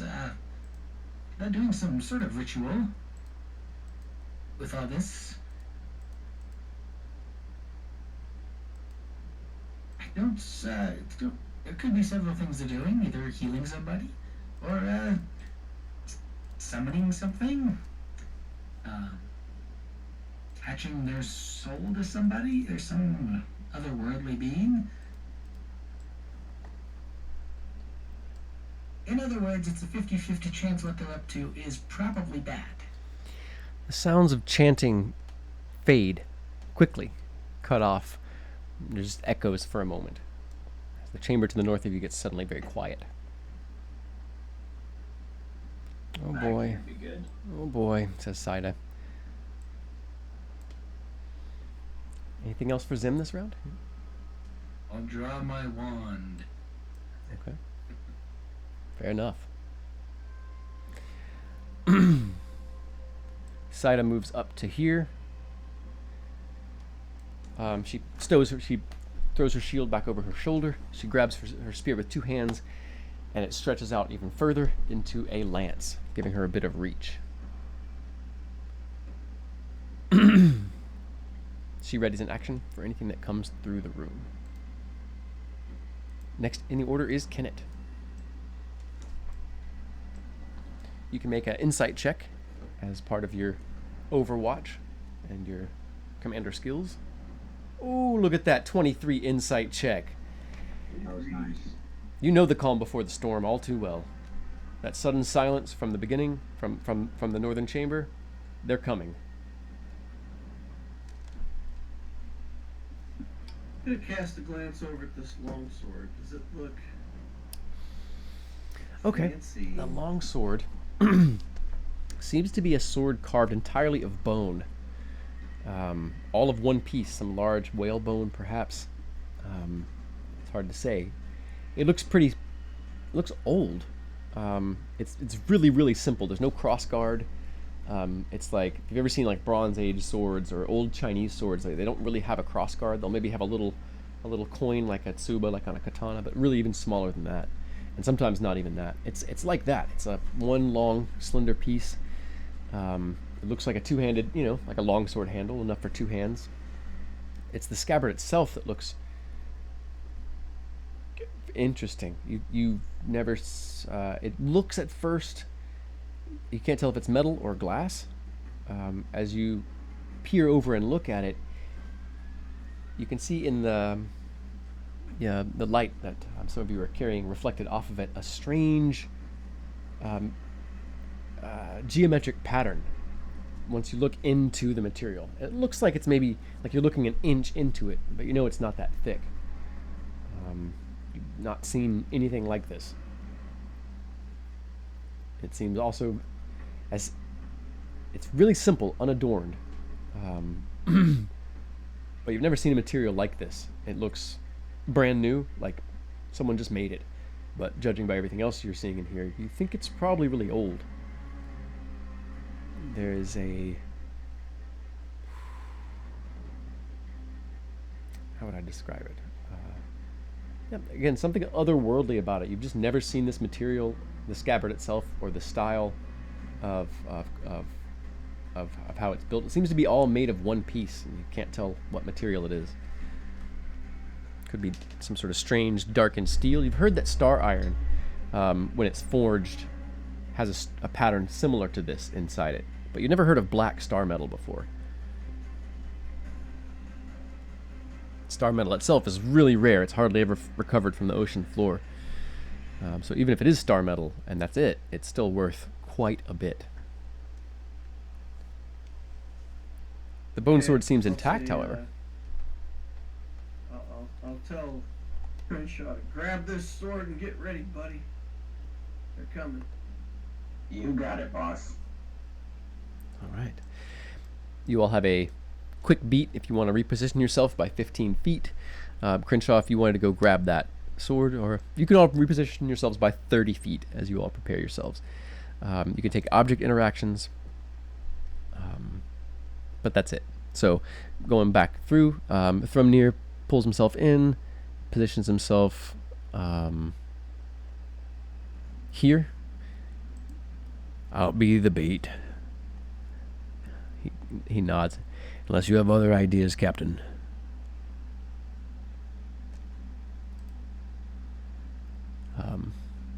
When Kenneth doesn't say anything, then yeah, Thrumnir steps over and aims his crossbow, kneels down, and waits. Crenshaw, you move over, grab the sword, and looks like you got about 15 more feet. Where do you move from there? I am going to. I'm going to position myself. I'm going to actually, I'm only going to go 10 feet. I want to try and remain. Would that be partial cover around that pillar? Or back a little more? Right there. Yeah, maybe? that would be, for sure. Okay. And then, yeah, he's just going to do that right there. Any weapon, anything that I can tell about the weapon from picking it up, or any weapon I should perhaps drag over from my companion? Yeah, drag over a +1 longsword. That's all All you know about it is that. So you pick it up. The metal is cool. The material is cool to the touch. It feels like glass or really well polished metal. It's lighter than it should be too, if it's either of those materials. Something about it feels. As soon as you touch it, you know that there are stories about this thing, that it's lost. You get the sense that that it's maybe not from this world, or made by somebody who's not from this world. But more than that, the material is very strange. As you pull the bone longsword, it glides silently from the scabbard, and as you sight down and look at the edge, you realize that the edge is so fine you can't see it really. Usually, if a sharp blade, you can kind of see where it's ground, and like you can look close enough, you can be like, oh, okay, there it is. You don't have the vision. It's so well honed that it really, like elvish smiths are the only ones who can polish a blade this well. And it looks pretty old, like it's been sitting in the scabbard for maybe a while.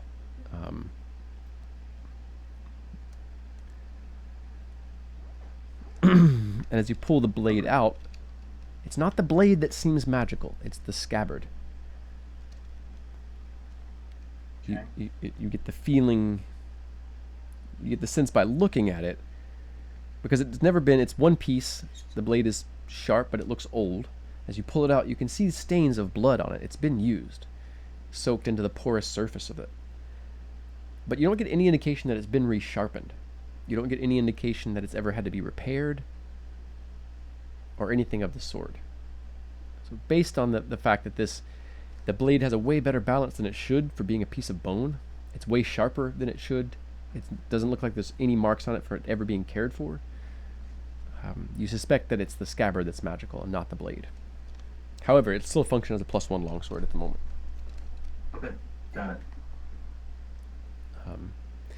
You can change the crit rate to an 18 to 20. Okay, that's what I'm talking about. All right. So, Zim, where do you reposition yourself to? Just here outside the Zim's doors? gonna move down south of Thrumnir, and prepare a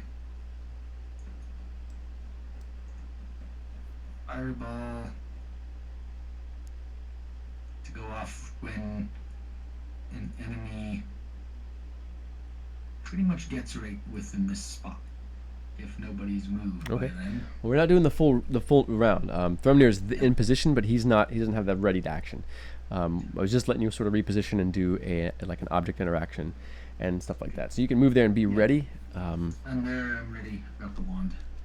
Okay, awesome. This is like, 3 or 4 seconds of of the round as move acted, and then it's coming, and you all sort of reposition yourselves. Saida opts to stay where she's at, as she did spend her action, or she did attempt to ready an action. Although, now we'll be starting out, so there won't be any of that. You all can hear them moving. Kenneth, how about you? Where do you position yourself?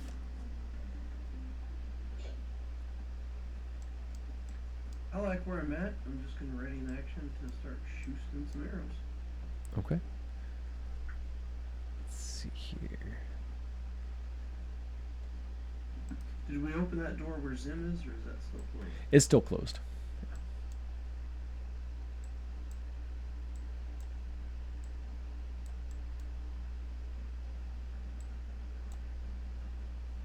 Yeah, never mind. I'll go over to the other side. No fireball formation for us. Okay.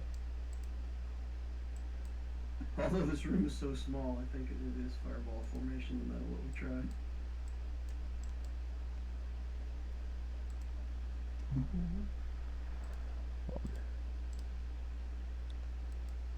A little trouble managing my tokens. For some reason, Roll20 is. I'm just going to refresh it really quick. Well, first time this session, not too bad.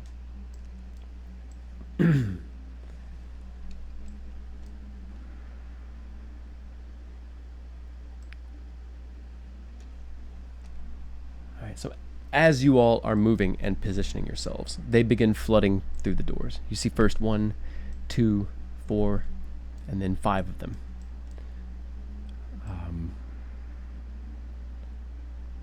Let's see here. They move in unison, but they don't all turn and do the same action. 2 of them move up, squaring with Saida.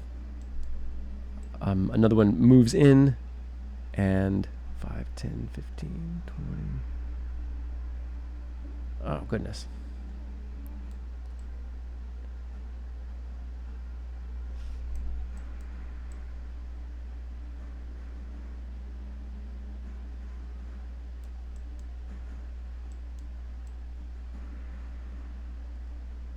Oh, Zim, I thought you were on the other side of the door. You just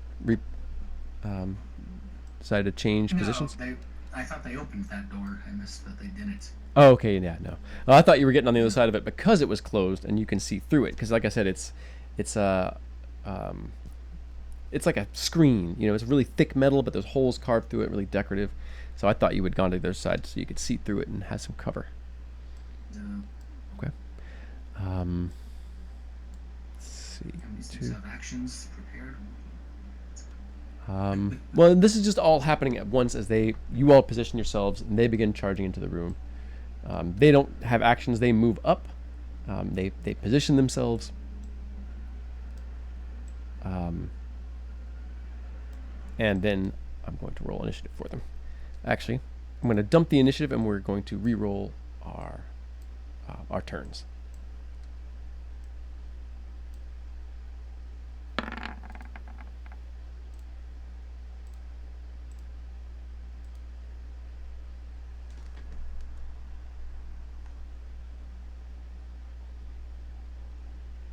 All right, get one for Saida.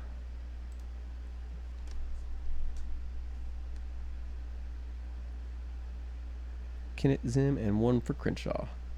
Oh, it's up to 15. Didn't pop in. I don't see it over here. That's all right. I'll fix it. Huh. I may have rolled it too soon. No worries. That was what was it? 15? 15. Oh, maybe you did.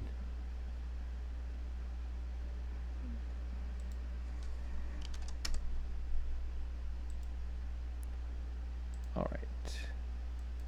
descending. One of them does move forward.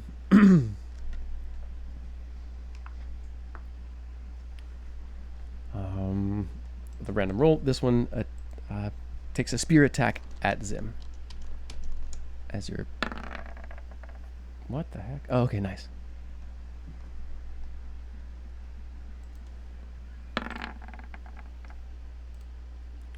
For a 22.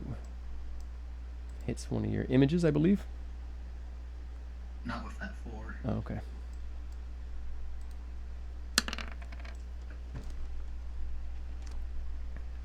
It's a graze for 4 piercing damage. Yep. Next in the order is Crenshaw. Alright, Crenshaw is going to take a swing with his new sword at the one right in front of him. Just one-handed as he's wielding a shield for a 12 to hit. Alright, give me just a moment. That is going to miss. Okay. And I'm not gonna use any bonus actions this round, I don't think. Actually, how's Ida looking? Oh, right. She's got 2. Well, no, never mind. Alright, yeah, I'm good. I am good. That is my turn. Alright.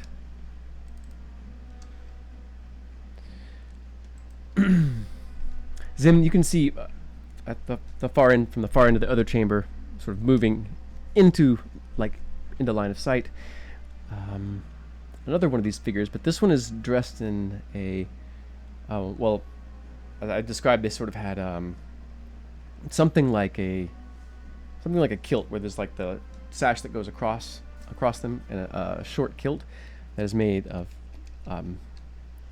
some sort of leather from an aquatic creature, maybe some sort of seal or something like that. Might be whale, but this one has a sort of a much longer sort of toga. Essentially, it comes off one shoulder. There are she's glistening with sort of strings of pearls hanging from her arms, from a long staff she has, and from around what looks to be more symbolic and decorative than anything else, but it's a round shield that's made of crisscrossing pieces of bone.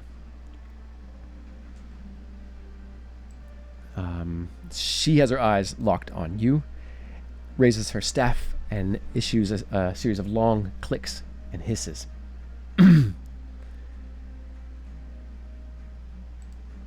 Forces a wisdom saving throw from Zim as she attempts to hold you in place. But you shove off the strange creature's magic. You see her, that is her. On her action, she casts and steps forward up the stairs and just around the corner. You know that she's just out of sight. This one charges in toward Kinnet and attempts to attack with its spear, gripped in 2 hands. For a 19 to hit on Kinnet.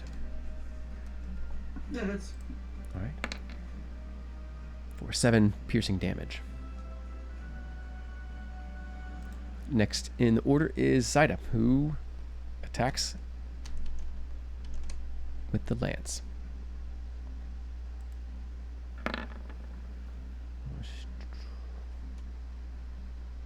Let me double check on that.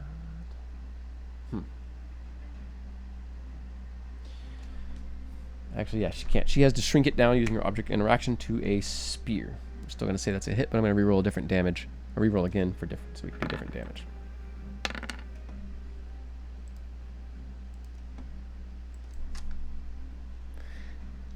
Once more, she does use the green flame blade, and the flame leaps off from the tip of her spear toward one of the others.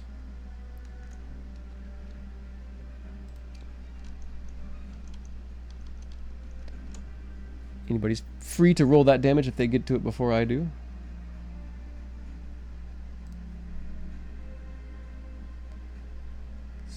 do it if I just do that? No, it won't.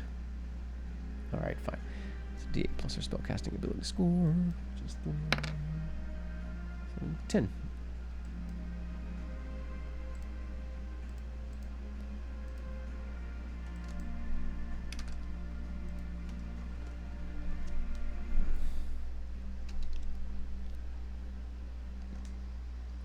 You can barely make out a satisfied but hardened grin from Saida as she strikes one and the flame leaps off to another enemy.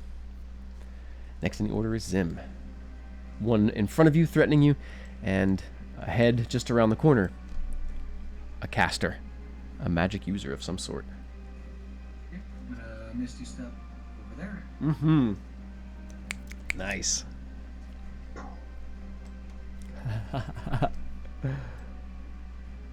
Now, is that the same sort of gold and green motes when you shape change that pop around you instead of that silver when you Misty Step? Yep, same. Cool.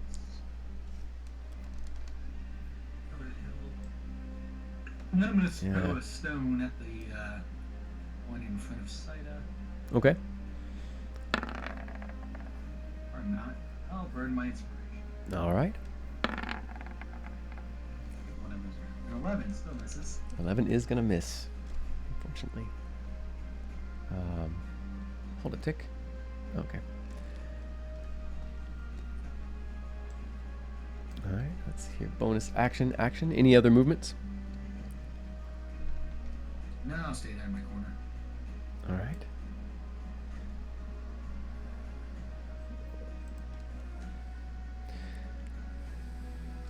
All right.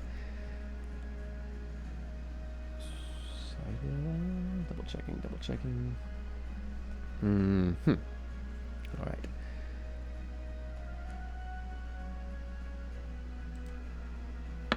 One of them attacks Saida, and this one is going to be with advantage, as they can smell blood in the water. However, with her shield up, oh no, she doesn't have it up. She has her two-handed sword. That is going to be a hit.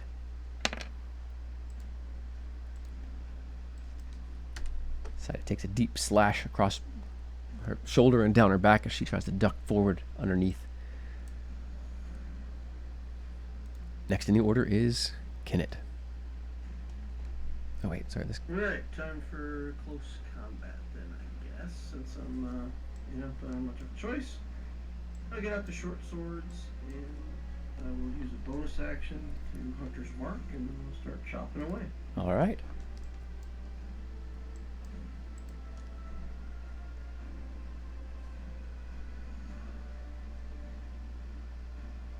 That is a 25 on the front. Actually, just a 23. okay. That's a hit.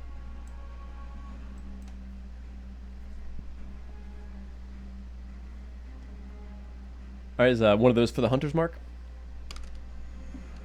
Yeah, it should have been a D6 though. I had the wrong thing checked. Okay. Sorry. No, that's all right. No worries. Do you need to re-roll it then? Just take one away. Just make it 9 damage. I think that's okay. That's okay Oh, with you. yeah, it's fine with me. Right. Then we'll attack with the other weapon. Although I think in the playtest rules they changed it back to the way that it used to work with the attack being a bonus action. Yeah, I think they did. So that'll be it for me. I'll be done. It's my bonus action, my action, and can't use my offhanded weapon yet. So All right. Octopus gets to try to, I don't know, hit something. Yeah, it can do that. It can lend the help action, or it can try to hinder. Oh, it's gonna try to tentacle. Oh, look at this. Check this out. Crit fail octopus. Woo! Oh man! All right, roll that d6 for the mishap table. Let's see what happens to the octopus. 4. All right. Roll an attack again, as it overreaches and it might hit Kenneth. 11. It slaps up against Kenneth's armor. Does not penetrate.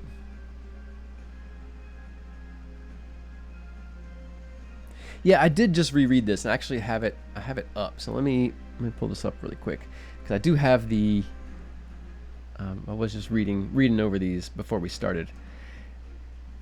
Where did it go? Boom, boom, boom. So it's the light property is what we're looking at. With the light property, I'm finding it. Here it is. So when you take an attack action on your turn and attack with a light weapon, you can make one extra attack as a bonus action later on in the same turn. So yeah, it doesn't say that it's the same turn. It doesn't say that it's the same action, just that you can automatically, use that bonus action. Well, so the in the previous iteration, it said if you make an attack, you can attack with a second weapon as part of the same action. Right. Yeah. They now made that the nick ability on weapons. So when they did the weapon feats and stuff like that, now the nick ability lets you make that bonus action instead as part of the same attack action. Right. Okay. Yeah. Okay. Yeah. So it's back to being a bonus action for the offhand. Well, that's cool. Having a little extra thing like a feat or something. I mean, I kind of, I'm interested in playing more with the weapon properties at some point. But awesome. Maybe as we get into Goblinstone. Right. Yeah. I have to wait for that weapon master feat. I have to take a level of fighter to get there though, because ranger don't get none. Right. Well, if you take the feat, it balances it out, so you can still take the weapon master feat and get, I think, 2 instead of the fighter, like 5 at the end of the leveling. Right. Okay. So the deep old one next to Crenshaw attacks as well. It reaches out and stabs out for a 21 to hit. That is a hit. Oh, it has advantage because it has a blood frenzy ability. So I'll make that attack just to see if it is a crit, which it is not. So that is going to hit for 8 piercing. All right. It then 5, 10 moves around you to here, as if wanting to reposition itself.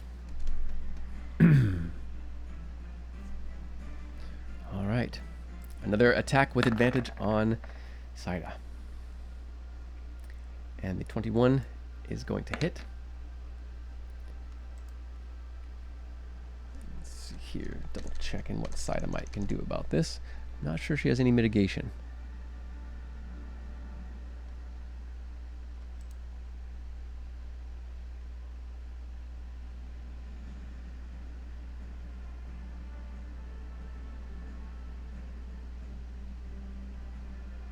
Double checking another couple things.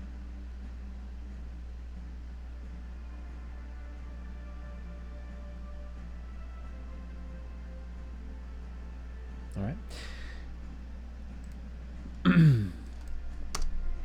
Saida drops.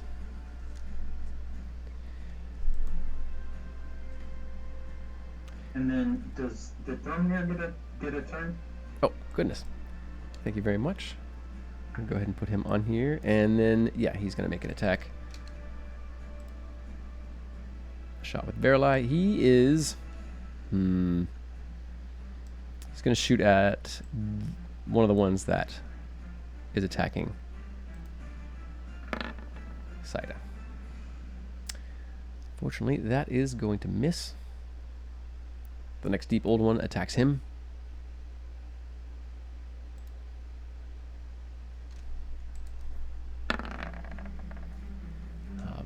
Now that it is in place, it sets its feet, and Thrumnir without his shield is struck by that attack.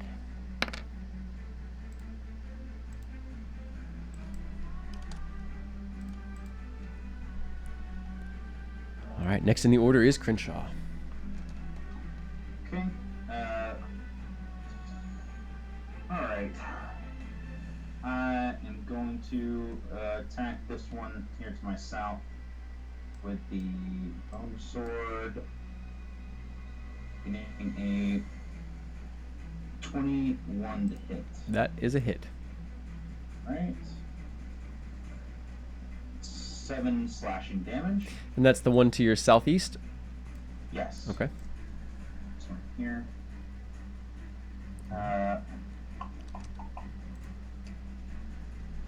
And I guess he's gonna shout out if anyone has good berries. Saida needs some help, and I think he's gonna keep his back to the pillar. I have a feeling one or both of those are gonna come for him. So that is, he's not gonna move. That's gonna be his turn. Okay. Oh, I didn't not take the math for some reason. The deep old one just next to Saida is very hurt from Thrumnir's attack. For some reason, it just didn't take it. Okay. All right. Next in the order once more, the caster steps into view.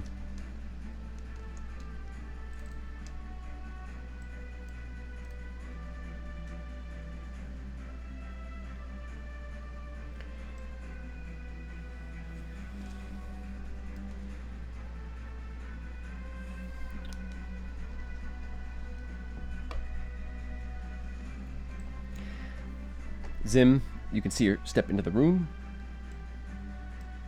up next to some of her warriors.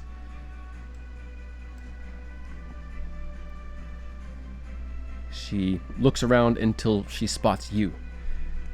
She seems looking for the, or have a smell for you. It might be, maybe it is that a magic user might recognize another, but she might have some knowledge from her communion if that's what she was doing. In either case, she turns, raises her staff again. The end of it begins to glow with a bright blue light that flashes towards you.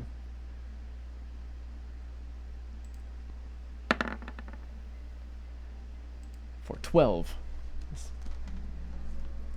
That's a miss. You manage to throw your head to the side, and splashing into the coral along you, there's almost just like a watery splash of this bright blue light that fades. She then...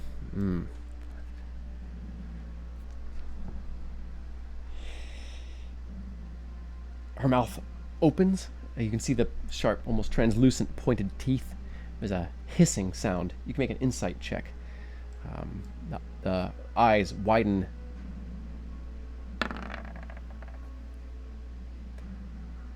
You think she's intimidated. She's not. There's twice she's not been able to hit you with some of her magics. She steps back around the corner out of view. The nearest creature next to Kenneth, of course, slashes forward. Blood Frenzy as well, with a crit, 25 to hit. 13 points of damage to Kenneth. Saida makes a death save, or rolls a death save. Thrumnir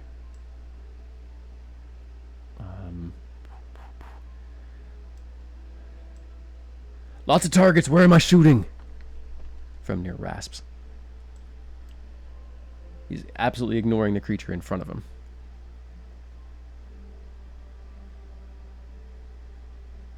Which somehow, yeah. Does anybody give him...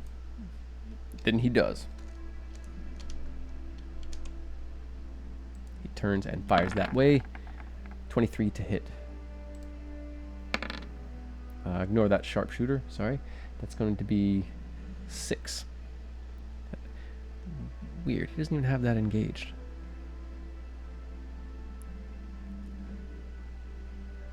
That's very strange. Thrumnir does not have sharpshooter. I don't know where that came from. It's so weird. Okay, so 6 points of damage.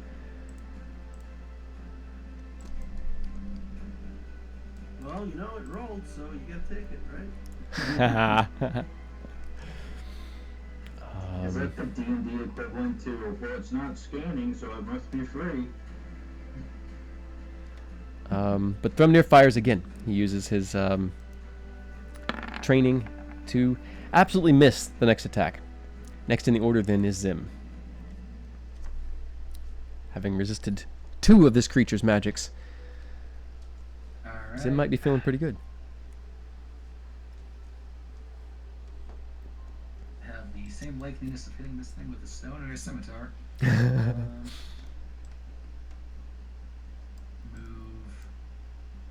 over to here.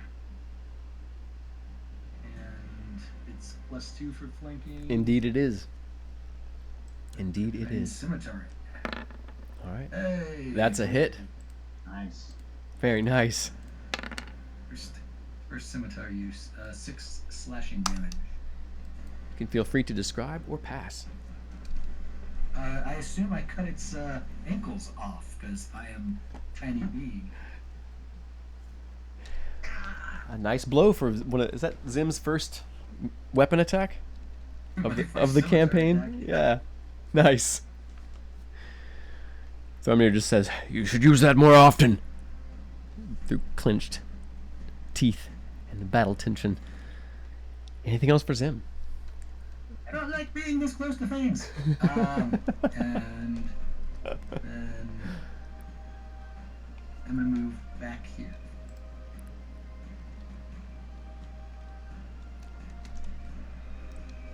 All As a right. bonus action, I'll just infuse more stones from my pouch to be ready for hurling. All right. Next in order, this figure.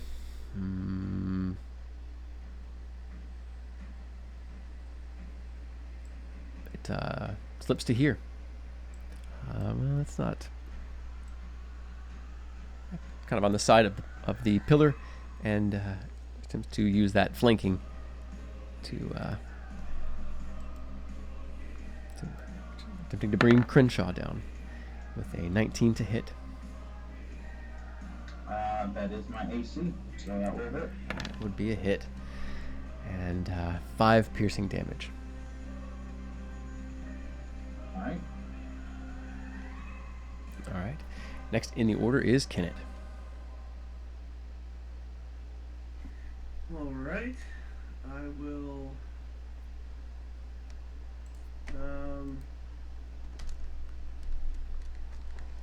We'll travel here, and I will bury Sida. I'll let you decide if that's a good berry or a different kind of berry. I think that's up to the player to decide. And then Seems I like that'll return. take more than one action. What's that? No, Oh nothing. yeah, nothing. take more than one action. Yeah. Yeah. Nice. I'm wondering what all kind of berries Kenneth has in there. Happy berries, silly berries, sleepy berries. I don't know. They're baked into a brownie. They're berry brownies. I don't get it. I don't know what's going on. Brownie berries. Let's stab this guy right here. I don't have flanking on him, but Oh, this one here? attack with it. I'll take the one I have flanking on. Okay. We'll get a stab off on him. All right. Let's go. 26, a crit, a nat 20. Let's do it. Let's see that damage. All right, 14 damage. All right. The deep old one seems suddenly very hurt, and as rough a shape as the one next to it. You're both bleeding. The stench is overpowering. Now that you're up close with them, forces you to make a Constitution save versus poison. By just the sheer smell of their stench, their blood. Are we allowed to give inspiration? Yes, we are. Do you want it? Can it? That would be a fail, as it stands now. Yeah, it's up to you, man. I'll Yeah, take you it. can have mine. All right. That's better, right? Absolutely. And you managed to control your stomach. You managed to blink the tears out of your eyes that want to water from just this overpowering stench. And you managed to keep your focus.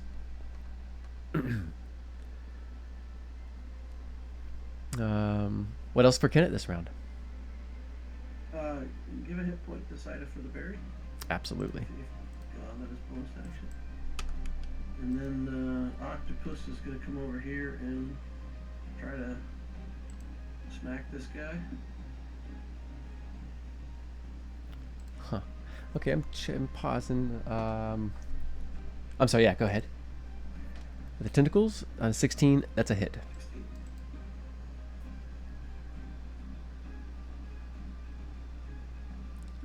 One bludgeoning. And he's grappled. Awesome. Potentially.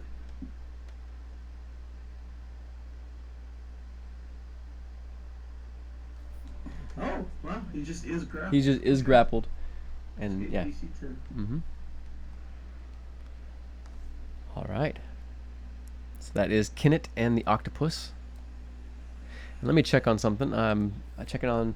So it sounds like our audio is not good. Odd thing going on with player audio, Fink. Yeah, so it's definitely like a robotic distortion or a muffled distortion.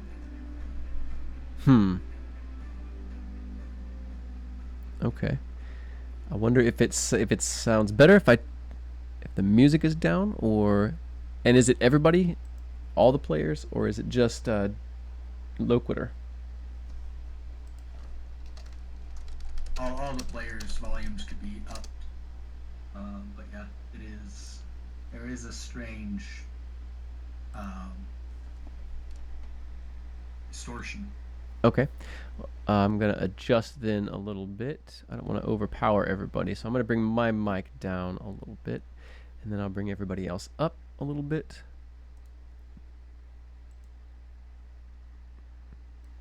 Okay. So, How's that? yeah, I made some adjustments. DL, sound off for us. All right. Can you hear me now? All right. How about you, Finks? Give us an audio check. This is an audio check. Okay. Any differences? Can you all out there in Twitch land that sound any better? Ground control to Major Tom. Layers sound robotic. Interesting. Okay. I am a human. Okay. Yeah. So he claims. So This is he what I need for claims. Aiden. Well, I appreciate that. Big bright bot. Thanks, Mother of Nerdlings. I think that's something I'm gonna have to troubleshoot between sessions. So I've got them turned up. I'll lean a bit back so I'm not overpowering everybody. And yeah. Okay. Good. Okay. Good. Seriously, sorry about that. Okay. Well, we'll get it dialed in. Really appreciate you. Thank you. It just added to the ambiance of us all sounding underwater. That's it. That's it. All right.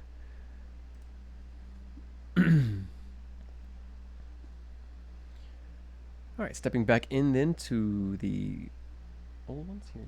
Let's see here. First one attacks Crenshaw.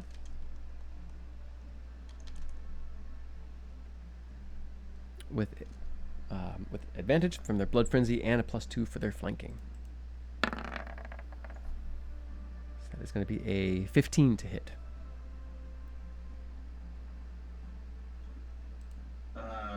That's a miss. That is a miss. Okay.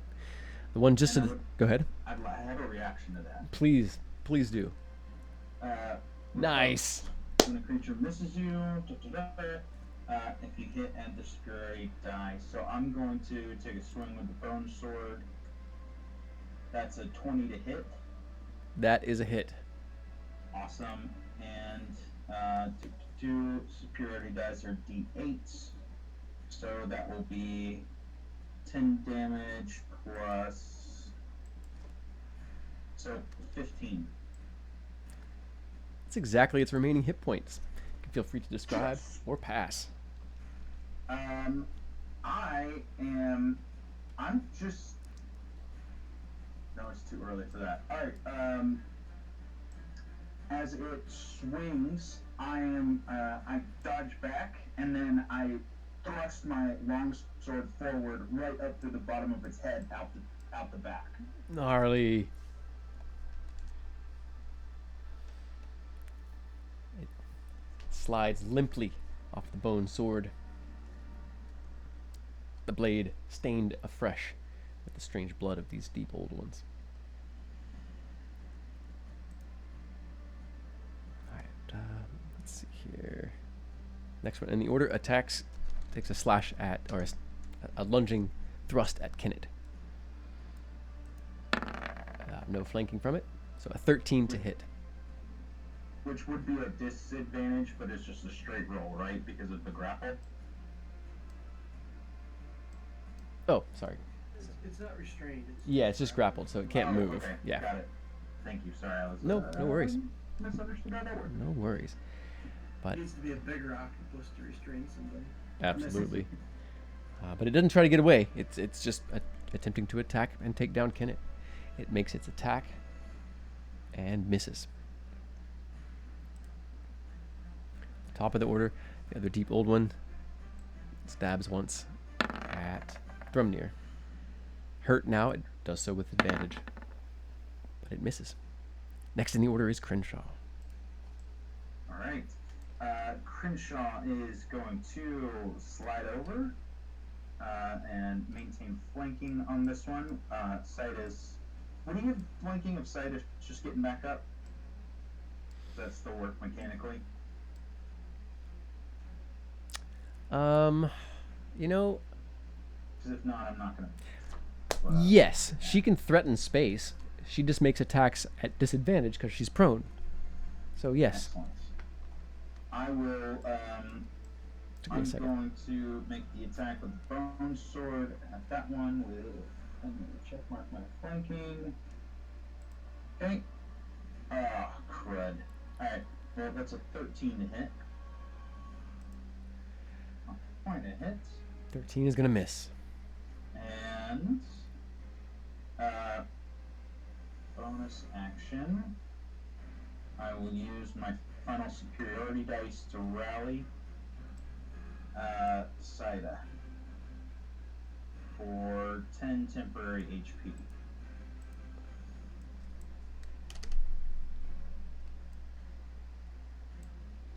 Oh, I should probably put rally up in the chat, sorry. It's all right. So, bonus action, yep. What do you say or do to rally? Saida? I'm just gonna say, get your butt up off the floor. We're having a fight here. Oh right, I was just having a nap. She.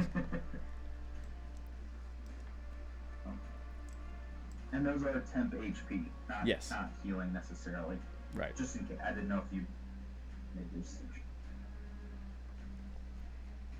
Yes, on paper, definitely. Got it. And those are taken out first. So. All right, nice round for Crenshaw. Anything else? That's your bonus action. Nope. All right.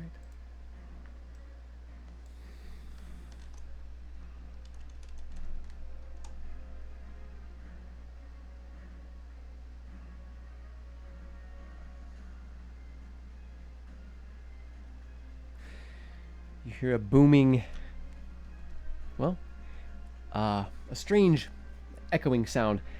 It takes you a moment to realize it's like a reverse echo, as if the waves of sound are collapsing back to a singular point. So after a few seconds, it becomes clear. There is a voice speaking in a husky, rasping tone from the northern chamber, saying, "Stop! We yield."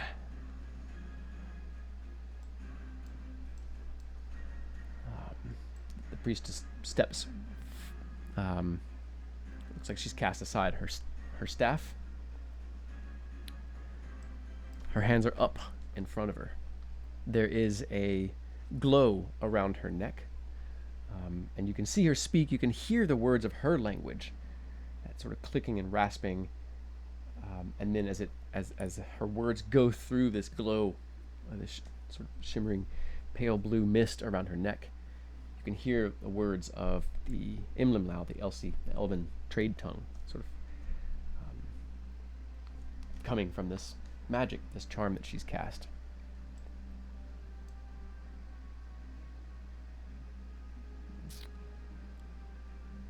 That one is dead.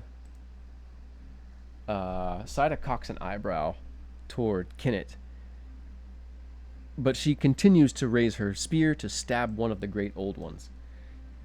Green fire blazing from the tip. Kenneth, unless you stop her, she's going to keep fighting these things. Do you stop her? I'll delay my order for just a second. I'll hesitate. All right. She slashes out once more with her spear.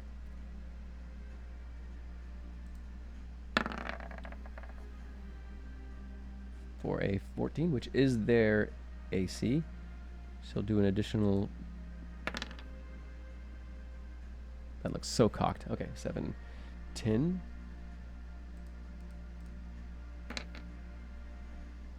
So 10 to one, 11 to the other. As she runs her spear through the midsection of the other, as it drives through the other side, the green flame leaps to the other one and immolates the figure. They both drop to the ground.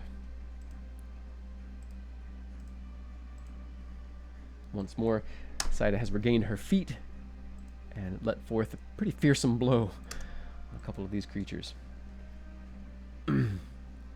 Double kill. She says, "There, now I can be peaceful." From eyes, Hell yeah. Thrumnir now has trained his crossbow on the priestess. The old one next to him isn't moving. What's the word, Captain? What are we doing here? We'll accept their surrender. Yeah. He waits. How does Zim proceed?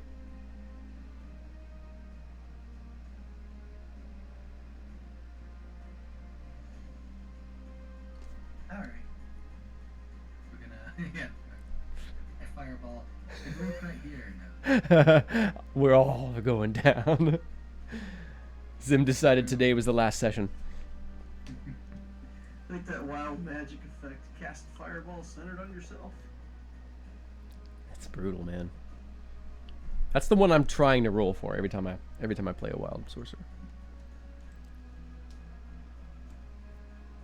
Yeah. I'll ask them, what are they doing? Figure looks to you.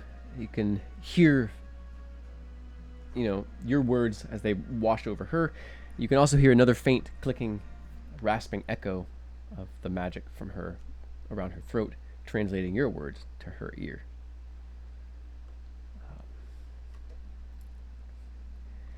We pray, and now we leave.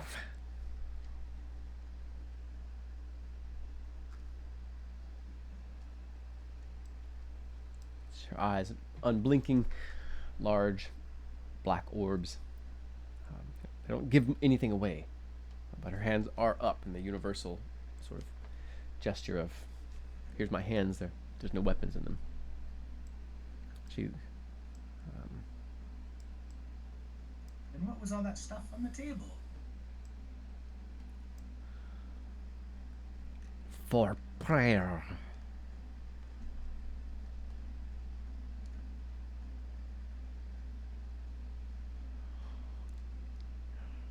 Powerful ancestors we have. We wish to contact them. This place drew us to it.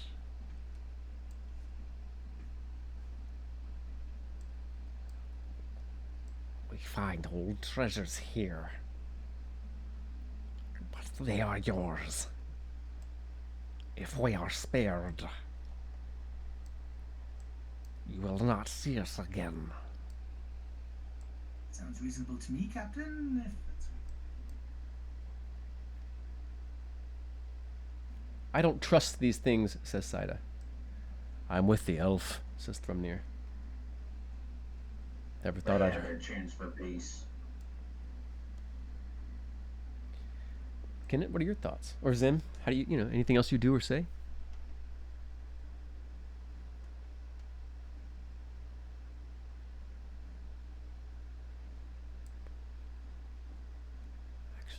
Actually, I think this might be a good spot to pause for the session. We've gone a little bit over time. This is a good roleplay opportunity. I don't want to rush this moment, and I think that starting off this next session, in a role play with this strange denizen of the deep underground, beneath the sea, and I mean beneath the sea, not under the surface of the water, but under the ocean floor. And see what you might learn from them. See what secrets they might know about this place. See what secrets they might know about the world. So yeah, I think this was a good spot to pause for the session. So I'm checking various chats here. Let's see here. So the agilest of dwarves. He's pretty light on his feet. There's a reason they gave him a crossbow and not an axe. But all right, so yeah, let me go ahead and transfer back to our just faces. Bam. All right. So let's check in. Let's check in a little bit. So how was y'all's session? Any thoughts? Any pros or cons? How about you, Deal?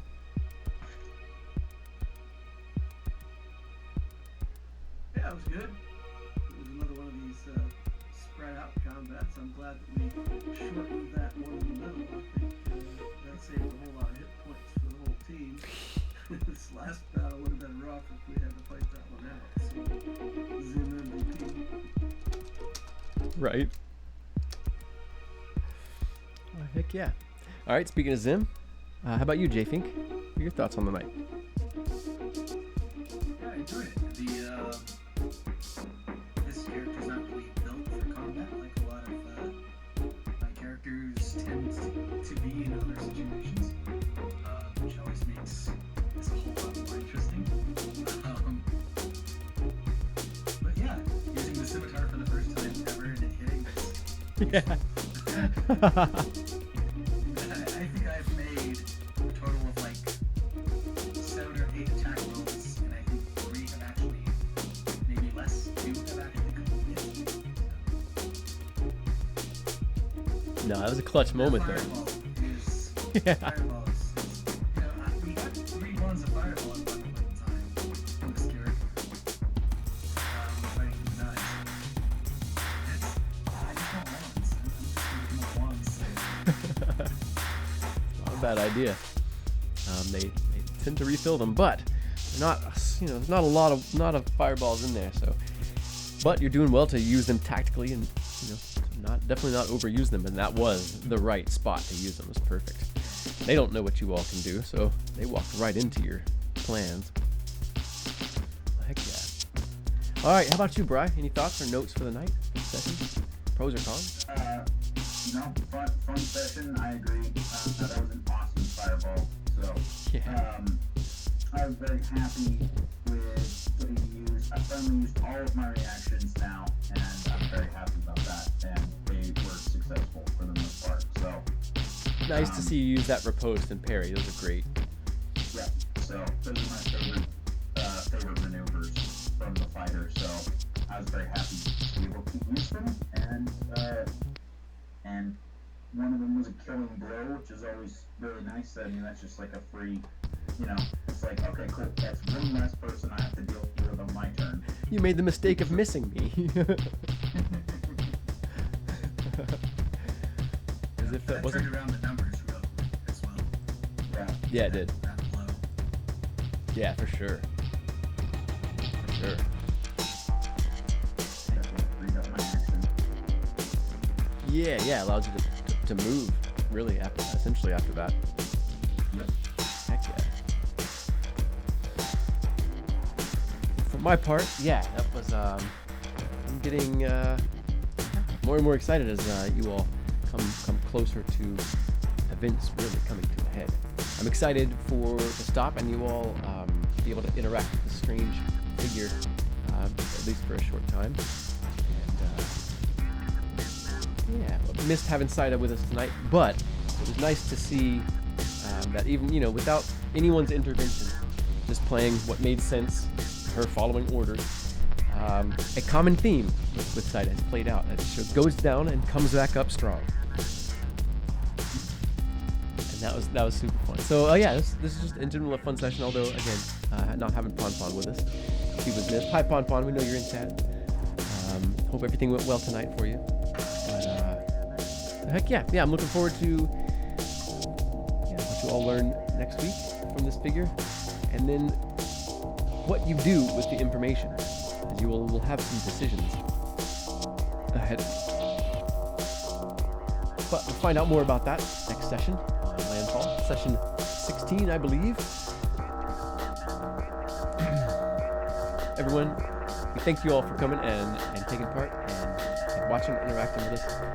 And to my Mythlanders, thanks for coming every week, doing this, and making it fun for all of us, and hopefully whoever else is out there watching. Yeah. I had something else I was going to say, but my brain just jumped it out the side of my head. Team, help me out here. Am I missing any beats? DL, what do you think? Big Bri?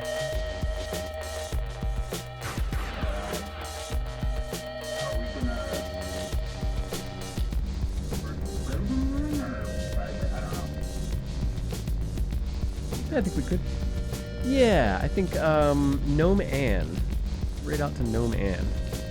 I am gonna pop this up here in our chat. They're really cool. They play some D&D, and yeah, I've been kind of popping on, checking them out, and yeah, they're pretty fun. I think that's where we'll grade out to. Again.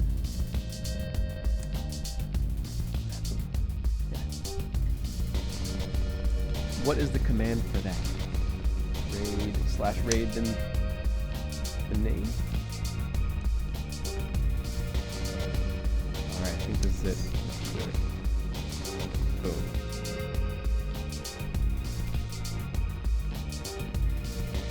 Not sure if that did it. Alright. Okay, fantastic. Alright. Yeah, do that, y'all. Thanks a lot. We'll come back to it next week, and yeah, each week this is more fun, and everything's smoother. Our layout's working better and better. And thanks again, Mother of Nerd Links, to help us out with that audio bit. So we'll see y'all next week, session 16. Take care of yourself. Make sure you're drinking some water and getting some rest. Hit me up if you need anything, and we'll see you next week. Bye, everybody. Bye-bye.